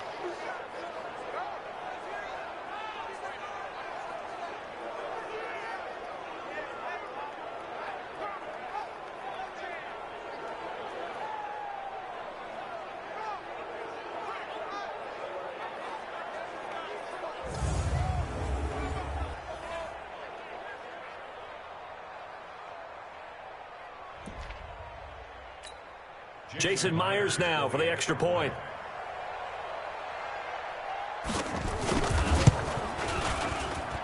And we'll see if this rain affects the team's decisions going forward, but they kick it here, and it's good. Set now to kick this one away, and off it goes. This fielded at the 2.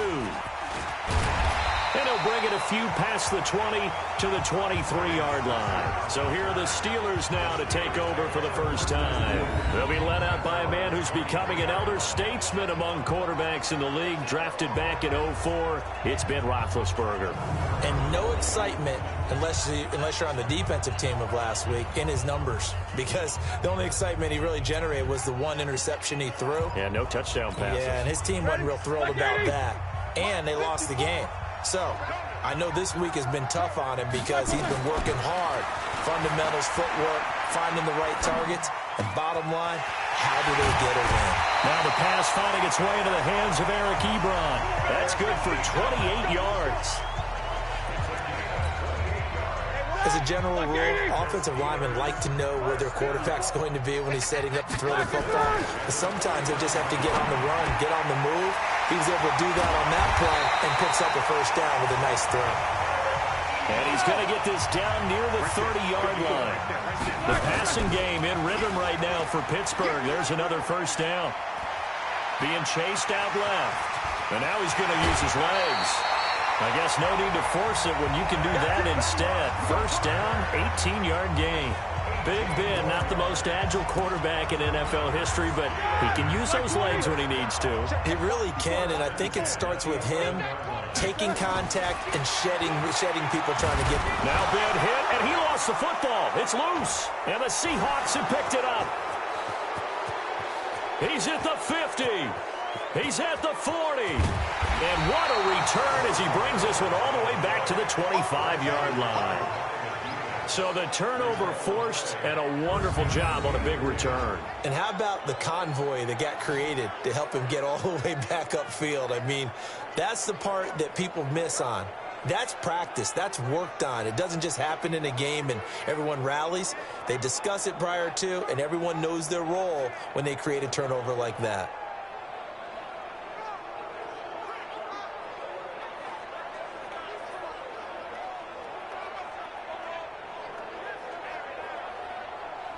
As Seattle now ready to march onto the field. They have to be thrilled with that first drive that got them the touchdown. Now they'll be looking to make it a 2-score advantage here on the road. And you know they spent all week in practice, in meetings, talking about taking an early advantage. Being the road team, going up a score, that takes the crowd out of the game and puts some doubt in the minds of their opponents. On first down, it's Carson. They'll be brought down at the 21 after a pickup of 4. One thing to keep in mind, partner, especially in the second half, when you've got a running back of this size and these dimensions, I can just tell you, attrition does set in for a defense because you're excited about hitting him in the first half. And he is in for the Seattle touchdown. Greg Olsen with 2 touchdowns on the season, both in this game. And the Seahawks are able to stretch that lead out a bit further. They've got to be thrilled on the road right now. Touchdown, turnover, touchdown, and quickly trying to make it 14-0. Yeah, and mentioned it already. On the road, to be able to go into someone else's house and establish a start like that, obviously your confidence rises in a big way, and you're putting some doubt in their minds. The extra point now coming from Myers.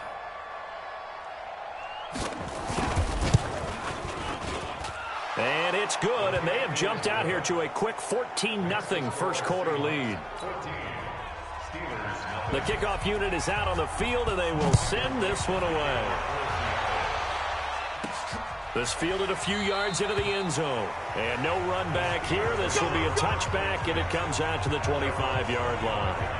And Pittsburgh getting set to take the field. Already down 2 touchdowns here in the first half. This becomes a pretty important drive, doesn't it? It certainly does, and a lot of the teams script plays. We know that, right? They have a script to start the ball game, and typically those scripts go between 12 and 24, 25 plays. Down 2 touchdowns early, probably not very deep into their script. I think that they'll stay with it. I don't think they'll abandon it just yet and try and generate some offense on this drive. Anything. At least 3 points get that 0 off the board. Big Ben and the Steelers with a 1st and 10 at their 25-yard line. Now Roethlisberger. Ebron caught left side. And they work this well upfield across the 45. A well-executed 22-yard gain. Now it's Roethlisberger.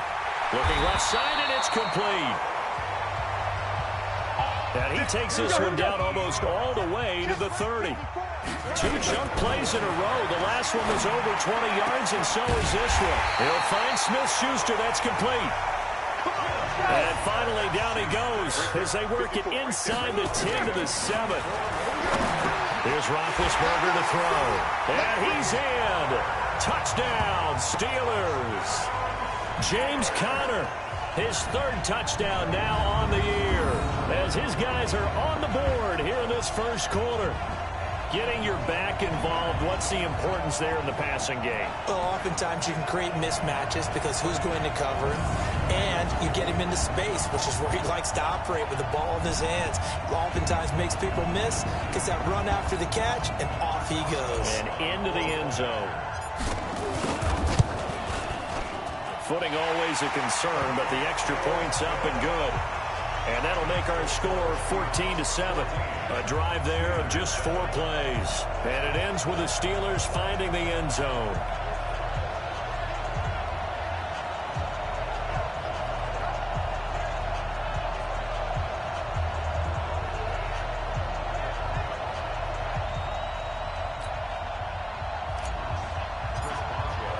Boswell now to kick it away after the touchdown. Fielded about a yard deep. And all that worked, but he stopped where he ultimately would have been, and he's simply taken a knee, and that's the 25-yard line. All right, Greg Olsen getting ready to trot out there for another drive. And what can they do to better account for him? Because they haven't accounted for him well so far, as we see here on your screen. They may have to drop coverages they haven't run so far. They have to create something on the fly because he's beaten everything.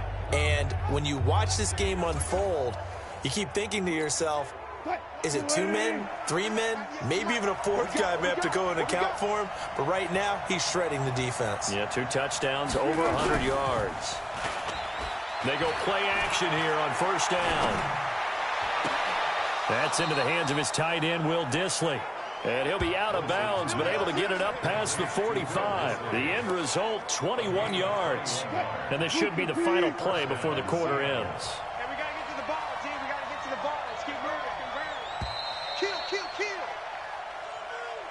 Through one quarter, 14-7 our score. Steelers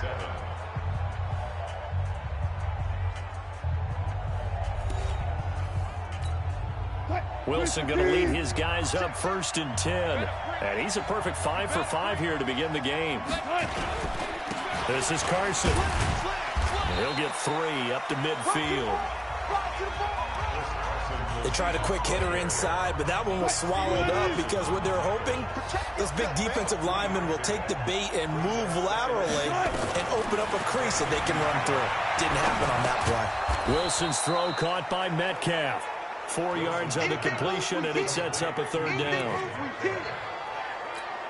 And, boy, they had high praise for this rookie receiver when we asked the coaches about him, didn't they? They certainly did, and obviously they liked his measurables, otherwise they wouldn't have brought him onto the team. Height, weight, speed, all of that. But how about what they really said? Competitiveness. That's what they really liked about him. The way he goes after the football, competes for it, and decides when it's in the air, it's his and only his. Well, we looked at each other right away. We knew that flag was coming out. And I always enjoy the conversation post, because officials always tell you, I don't want to throw the flag, but you caused the play. You did it. I had to. The penalty moves him into the red zone here on 1st and 10. From the shotgun, Wilson. That's complete into the hands of Carson. And he'll take it down here just shy of the 15 at the 16-yard line. And we see another pitch and catch there to the running back. This position just continues to evolve. They become just as critical to the passing attack as a lot of receivers, tight ends, because their ability to make people miss in the open field can really generate big plays for an offense. Looking to throw again on 2nd down. Wilson, and this one incomplete. Too much contact to hold on to that one, and it's 3rd down. They head to the line facing a 3rd and 7 following the incompletion on 2nd down. Wilson will throw again. And he's got it. Caught in the end zone for the Seahawk touchdown. Making a hat trick for Russell Wilson. 3 touchdown passes now. And the Seahawks are able to stretch that lead out a bit further. So that's the rookie's first trip to the end zone, and I think it's safe to say one he'll always remember. Oh, without a doubt. That one is going to be imprinted forever. And nowadays, we're seeing rookies make a greater impact at that position at receiver than ever before. I think mainly because of the sheer volume of footballs that they catch in college.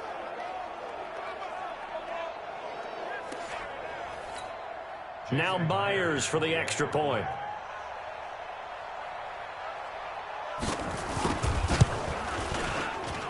It's good, and it is now 21-7.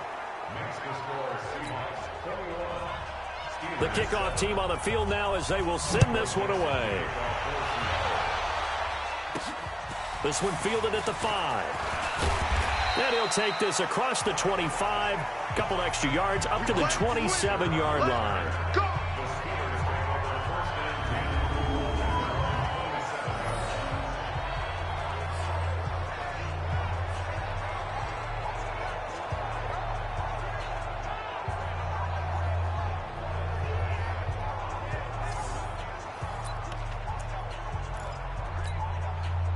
The Pittsburgh offense at the line to start their next drive. And this not an easy situation. You're down early, in the elements, you're on the road. How do you get the mojo back? But one thing is to remember that as an offensive player, you have a much better idea of what you're trying to accomplish and where you're trying to go than the defender. So in this case, because you know it, you can make your cuts with a little more decisiveness. Maybe a second fake, some double moves, things of that nature to go ahead and try and put some pressure on the defense. A throw there, but that's going to wind up incomplete. After the incomplete pass here now is 2nd and 10. Now left side, a completion to his tight end. And he's going to get this one down to the edge of the red zone. And that'll wind up moving the chains again as the tackle's going to be made at the Seahawks' 20-yard line. Oh, he can't hang on. That was a dream chance for any D lineman to possibly get a pick. But instead it falls down incomplete. After the incompletion, here's 2nd and 10 from the 20. Now Roethlisberger to throw. That is caught at the 7. And he's going to take it in for a Steeler touchdown. Roosevelt Nix, his first touchdown of the new season, as his guys are back within a single score. And he wasn't blocking or running it there. They tossed it to him. Do you remember the good old days when the 49ers were riding roughshod in the league? They used their fullback and pass plays all the time. Roger Craig, Tom Rathman, those guys were terrific at running these types of plays.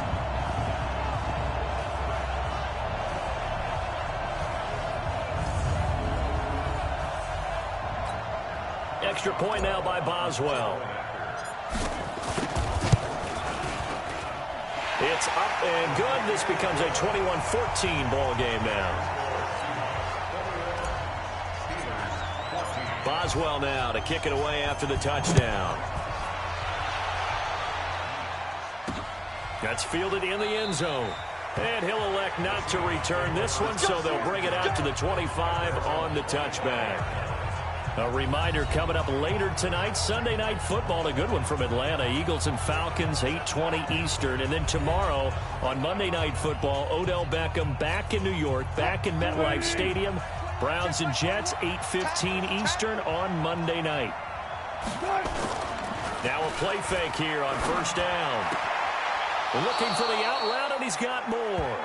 And he takes us beyond the 35 before going out of bounds. 11 yards there and a first down for Seattle. Wilson now nearly perfect. 9 of 10 in this first half. It's 1st and 10. Here's Carson. And he went nowhere. Well, he went backwards. Back to the 33. A loss of a full 3 yards, and now it's 2nd down.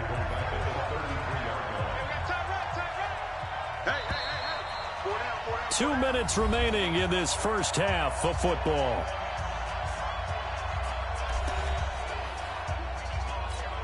A reminder coming up at halftime, we'll head to Orlando. Standing by there, Jonathan Coachman. He'll have stats and scores from around the NFL in the second week of the regular season. This one into the hands of Metcalf. It's a pickup of 12, and that'll set up a 3rd down.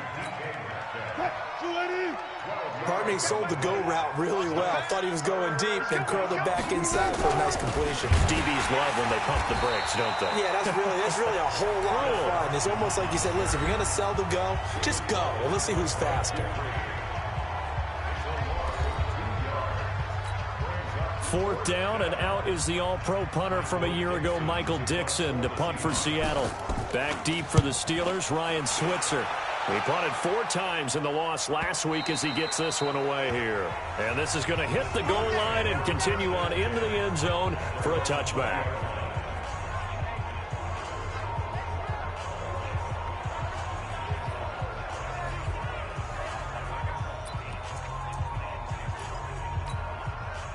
The Steeler offense here about ready for their next drive. It was still more than a minute to go in the half. Time to try to mount a drive. And I would think that they would have to. This is today's NFL. You got to push it whenever you get an opportunity. You can never have enough points with the high-powered offenses that you face. And analytics will tell you, try and score when given the opportunity. So the line of scrimmage moves all the way across the 50 now as they come up 1st and 10. Now it's Roethlisberger. Wide open receiver complete. The catch and run pays off for 29 yards. So in the second quarter, he's already up over 100 yards receiving now. And isn't 100 the magic number for a really good game for a receiver? So he got a chance to really... And he's wrapped up, taken down, back at the 25. That's Ziggy Ansah, the number 5 pick in 2013, credited with a sack. To try again after the sack. Roethlisberger, he'll get that one complete to Connor. Give him 9 on the play, and all of a sudden here, it's 3rd down. Roethlisberger, and he's in. Touchdown, Steelers. Eric Ebron, his first touchdown here of the new campaign, as they are an extra point away now from tying this football game. These two teams in this first half, it's been fun. Back and forth, back and forth. Well, it's not fun for the defensive coordinators, but offensive coordinators are enjoying it. Yeah, they're having streaks here, aren't they? Being able to put scores together and really bunch them up, and we have a tight game here. You know, we often talk about having the right shoes for the right turf. Today it's track shoes. That's what we've seen with these offenses. Yeah, it's been an absolute track meet so far, and fun to watch. Boswell good with the extra point, and that is going to tie our game as we approach halftime. 5 plays there on that drive, and it ends with a Pittsburgh touchdown.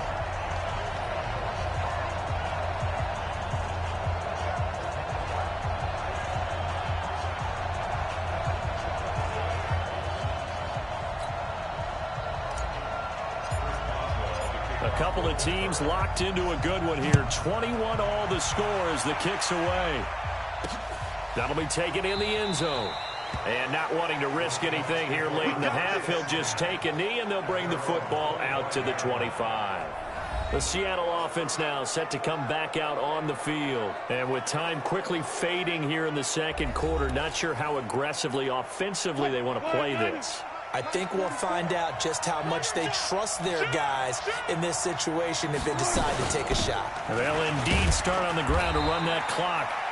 And he'll just push his way forward for a few as the clock will run. It's Big Vince Williams who made the tackle. They'll break the huddle, come up on 2nd and 8 at the 27-yard line. So thanks to the late touchdown, it's a time ball game here heading to break. As we'll send you down to Orlando, and we check in with Jonathan Coachman for our EA Sports Halftime Report. Coach. Okay, Brandon, we'll get you back to you and Charles in a bit, but first it's time for a trip around the NFL following an eventful opening weekend. Let's see what's happening in Week 2. We start our tour up at M&T Bank Stadium. Baltimore playing host to Arizona. And those two are tied up as they play the second quarter. From Chicago, we head north to the home of their rivals as we check on the Packers at home in Lambeau. And it's the visiting Minnesota Vikings who are out in front. Antonio Brown, a touchdown reception. Lastly, let's head to Paul Brown Stadium in Cincinnati. See what's happening with the Bengals. And they've got the lead in that ball game over the visiting 49ers. Joe Mixon has a run for a touchdown. Meanwhile, in our game, no shortage of offense as each team has been able to move the ball effectively. Will the defenses show up in the second half? To find out, we give it back to our commentators, Brandon Godden and Charles Davis.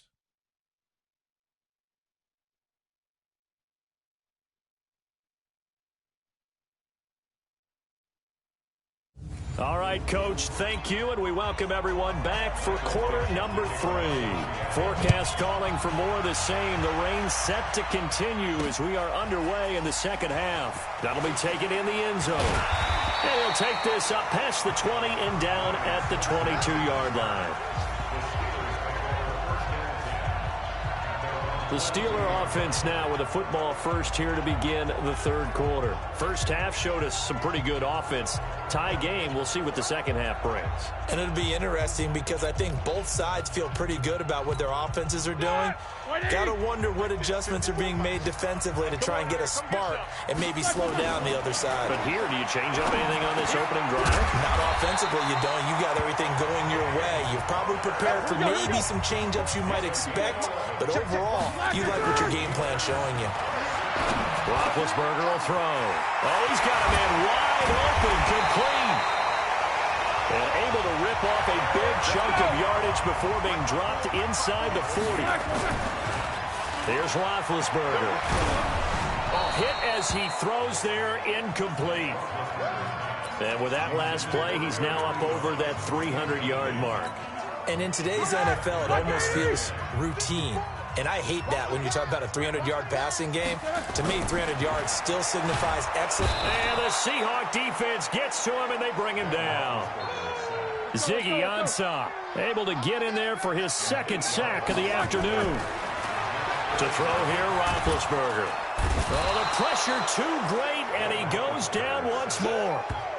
Ezekiel Ansah able to disrupt yet another pass play. That is his third sack of the afternoon. Brandon, what I remember most about playing with guys who knew how to rush the passer, they would just tell you, just cover people for me just long enough for me to get there. And that's exactly what happened on that play. Let's go.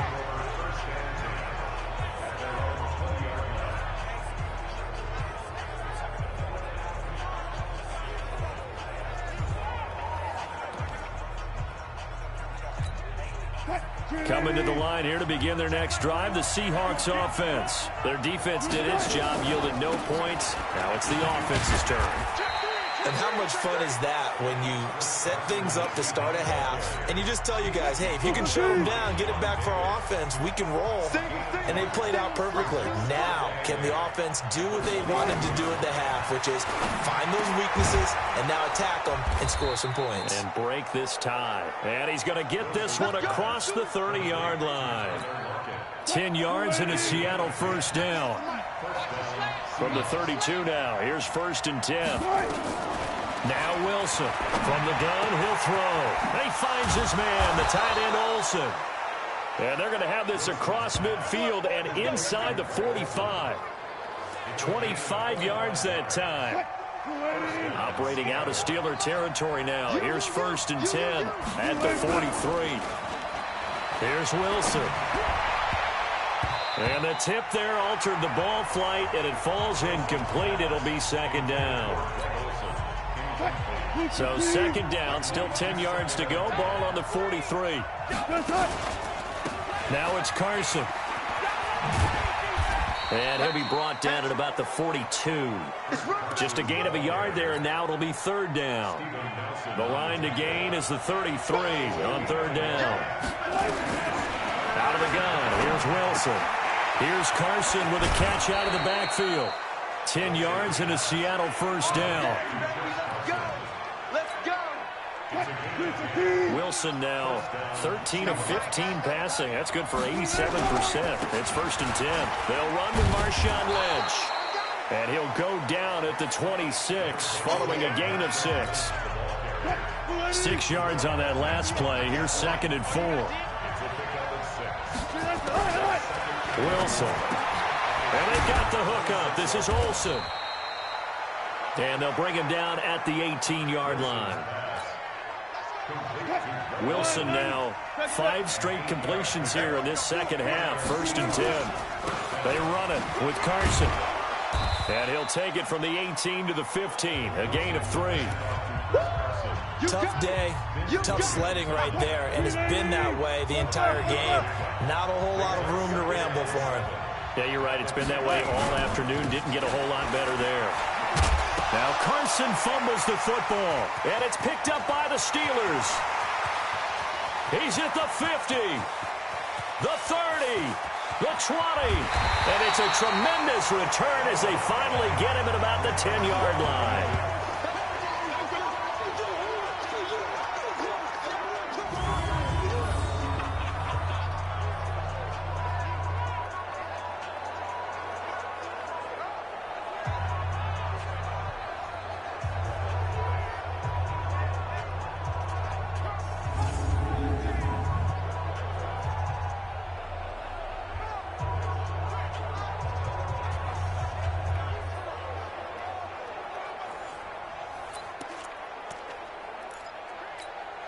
The defense gets him the ball via the turnover. Now can this offense cash in? First and goal. Following the fumble recovery, it's Roethlisberger. And he's going to be taken down. They sack him on what will be the final play of quarter number 3. Let's get this.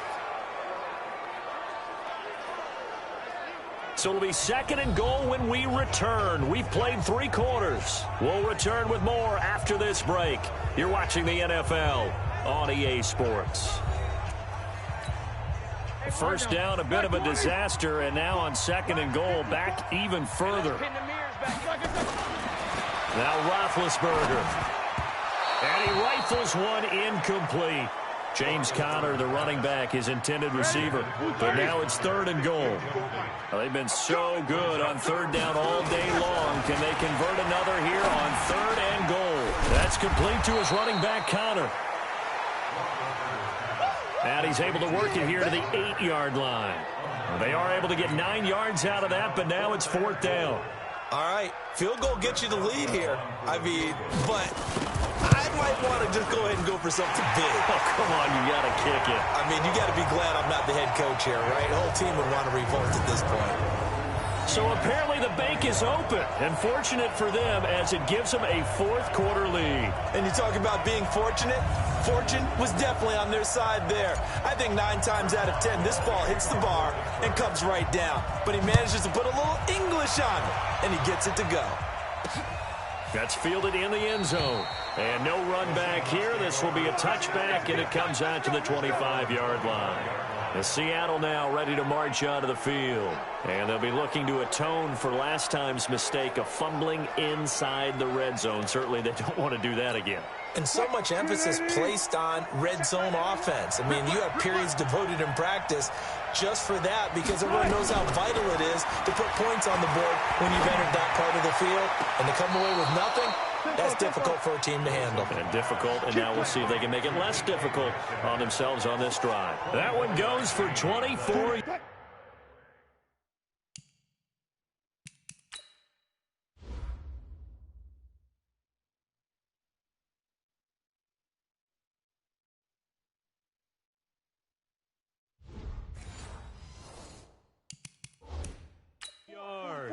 So a challenge is upon us. I tell you, close game, fourth quarter. This is a huge decision. Oh, no doubt about that, partner. A lot has to be riding on this call. And you know it is a tight one because it has to be indisputable visual evidence in order to change it. Now here's the big question.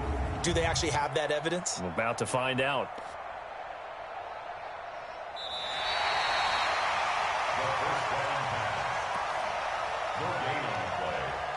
After reviewing the play. And the challenge pays dividends. The ref overturns the play. Everyone gets a bonus on this one, Brandon. The coach upstairs who signaled down and said challenge it, and the head coach for pulling the red flag. Now this one complete downfield on the left side. 19 yards to pick up there. Move the chains. And just a small glimpse there as to why they like this rookie so much. And that's why they lit up a little bit in our meetings with the coaching staff. Yeah, when we talked about him, they did. Yeah, you know, they like his work ethic. You know, this guy's running every route well in the route tree and getting better at it all the time, really honing his game.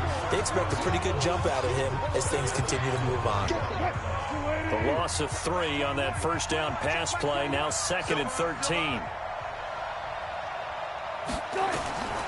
Again, Wilson.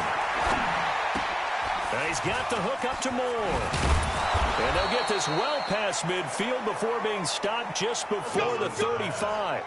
22 yards there, a first down.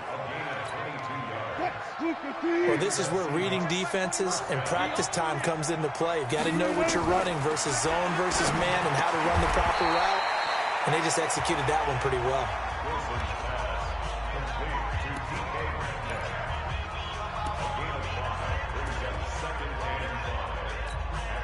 Second and 5 after the 5-yard completion on first down. Throwing again here, Wilson. He'll get the first down and more inside the 20. And they're going to have themselves another first down as the tackle's made at the Steelers' 16. Tell you what, he's been able to put the ball in some tight spots all game long. That throw, no different. Yeah, a lot of people would call it a gutsy type of a throw. I think he looks at it as, I can do it, so it's not that big of a deal to me, and I'm going to keep firing. Trying to find a lane, but instead he'll get back to the line of scrimmage, and no more.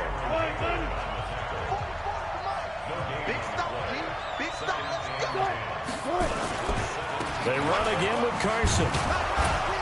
And he'll get 7 yards from the 17 to the 10 before he's taken down. This a big play for both sides. What will we see here? 3rd and 4. 3 points separating these two sides with 2 minutes left to go in the 4th. So it's Seahawk football as we march toward a conclusion. They face a critical 3rd down now, needing a score here in the late going.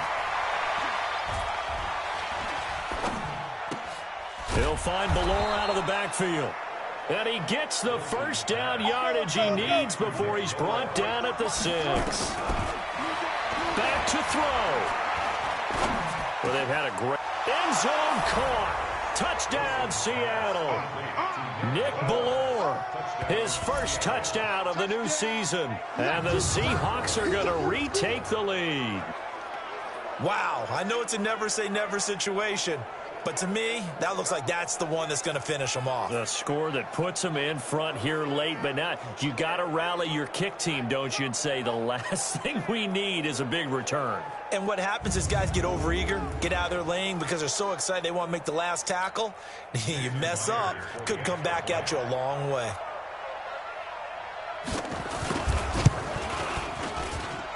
Important extra point up and through, and the decision to just kick the extra point winds up successful.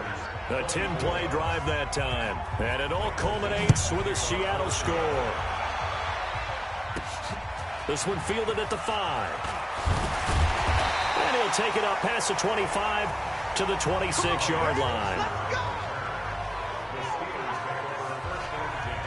So Big Ben and the Steelers now down 28-24, less than 90 seconds to go. They need a touchdown. A field goal is worthless now as they come up on 1st and 10. Black 80. Check. Block 54. Block 54. No game on this. Block 54.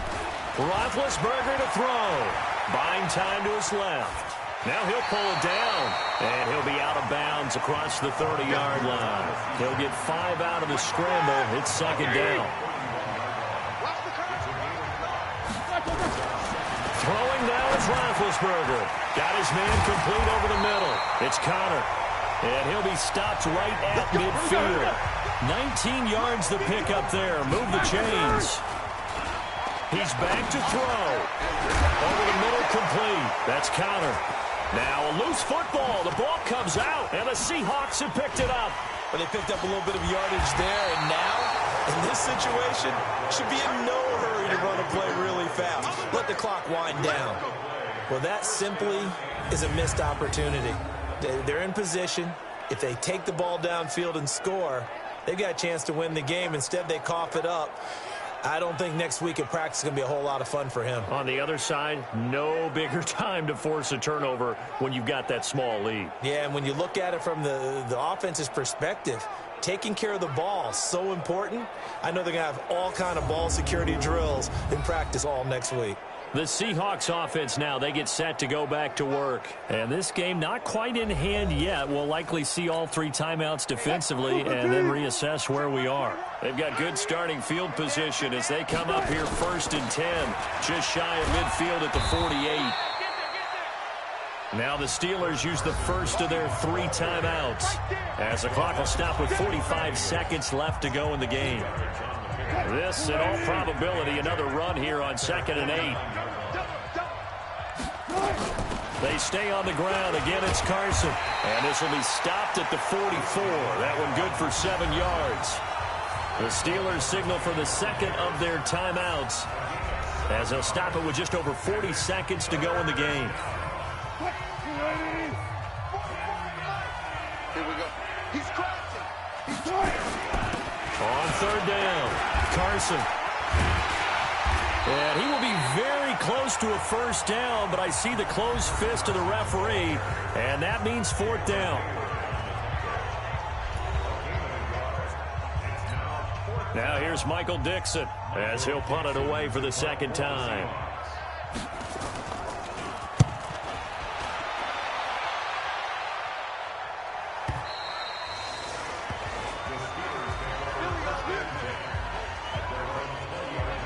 Pittsburgh's offense now heading back out onto the field. 1 possession game. Time very much a factor. How does the offense handle this situation?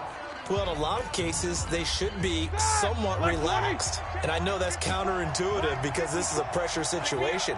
But this is Friday practice every week of the season. You go over this situation, having to go downfield, limited timeouts, got to get out of bounds and keep the drive going and set yourself up. Defensively, you can't just lay back and let them do whatever they want. So it is a cat and mouse deal here. How much pressure will the defense bring, and how much pressure can the offense handle? We're going to find out. Steps away to his left. Ebron caught left side. Personal foul. Unnecessary roughness. Defense.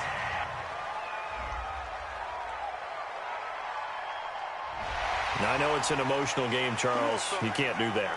And when you get into your film sessions and you argue your case with your coaches, that's exactly what they say at the end. You just can't do it. It costs your team. Set. White 80. Mike's 50. Mike's 50. I'm coming after you. I'm coming after you. He'll look to throw. Forced out to his left. Now a desperation throw deep downfield. And that is incomplete. Showed off the arm strength there, but to no avail. 2nd down. Line of scrimmage, again the 37 as they line up 2nd and 10. Back to throw. He's going to let it fly. And he's got it. It's caught for a touchdown. And they have taken the lead here in the final seconds. So for those of little faith, guess what?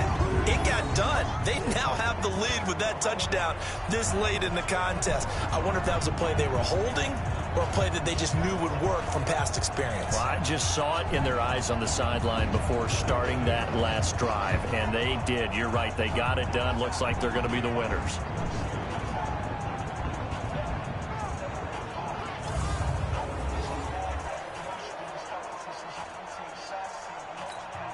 Now an important extra point here to stretch this lead to a field goal. He's got it, and this is indeed up to a 3-point lead. The drive there only spanning 3 plays, and it ends with the Steelers finding the end zone.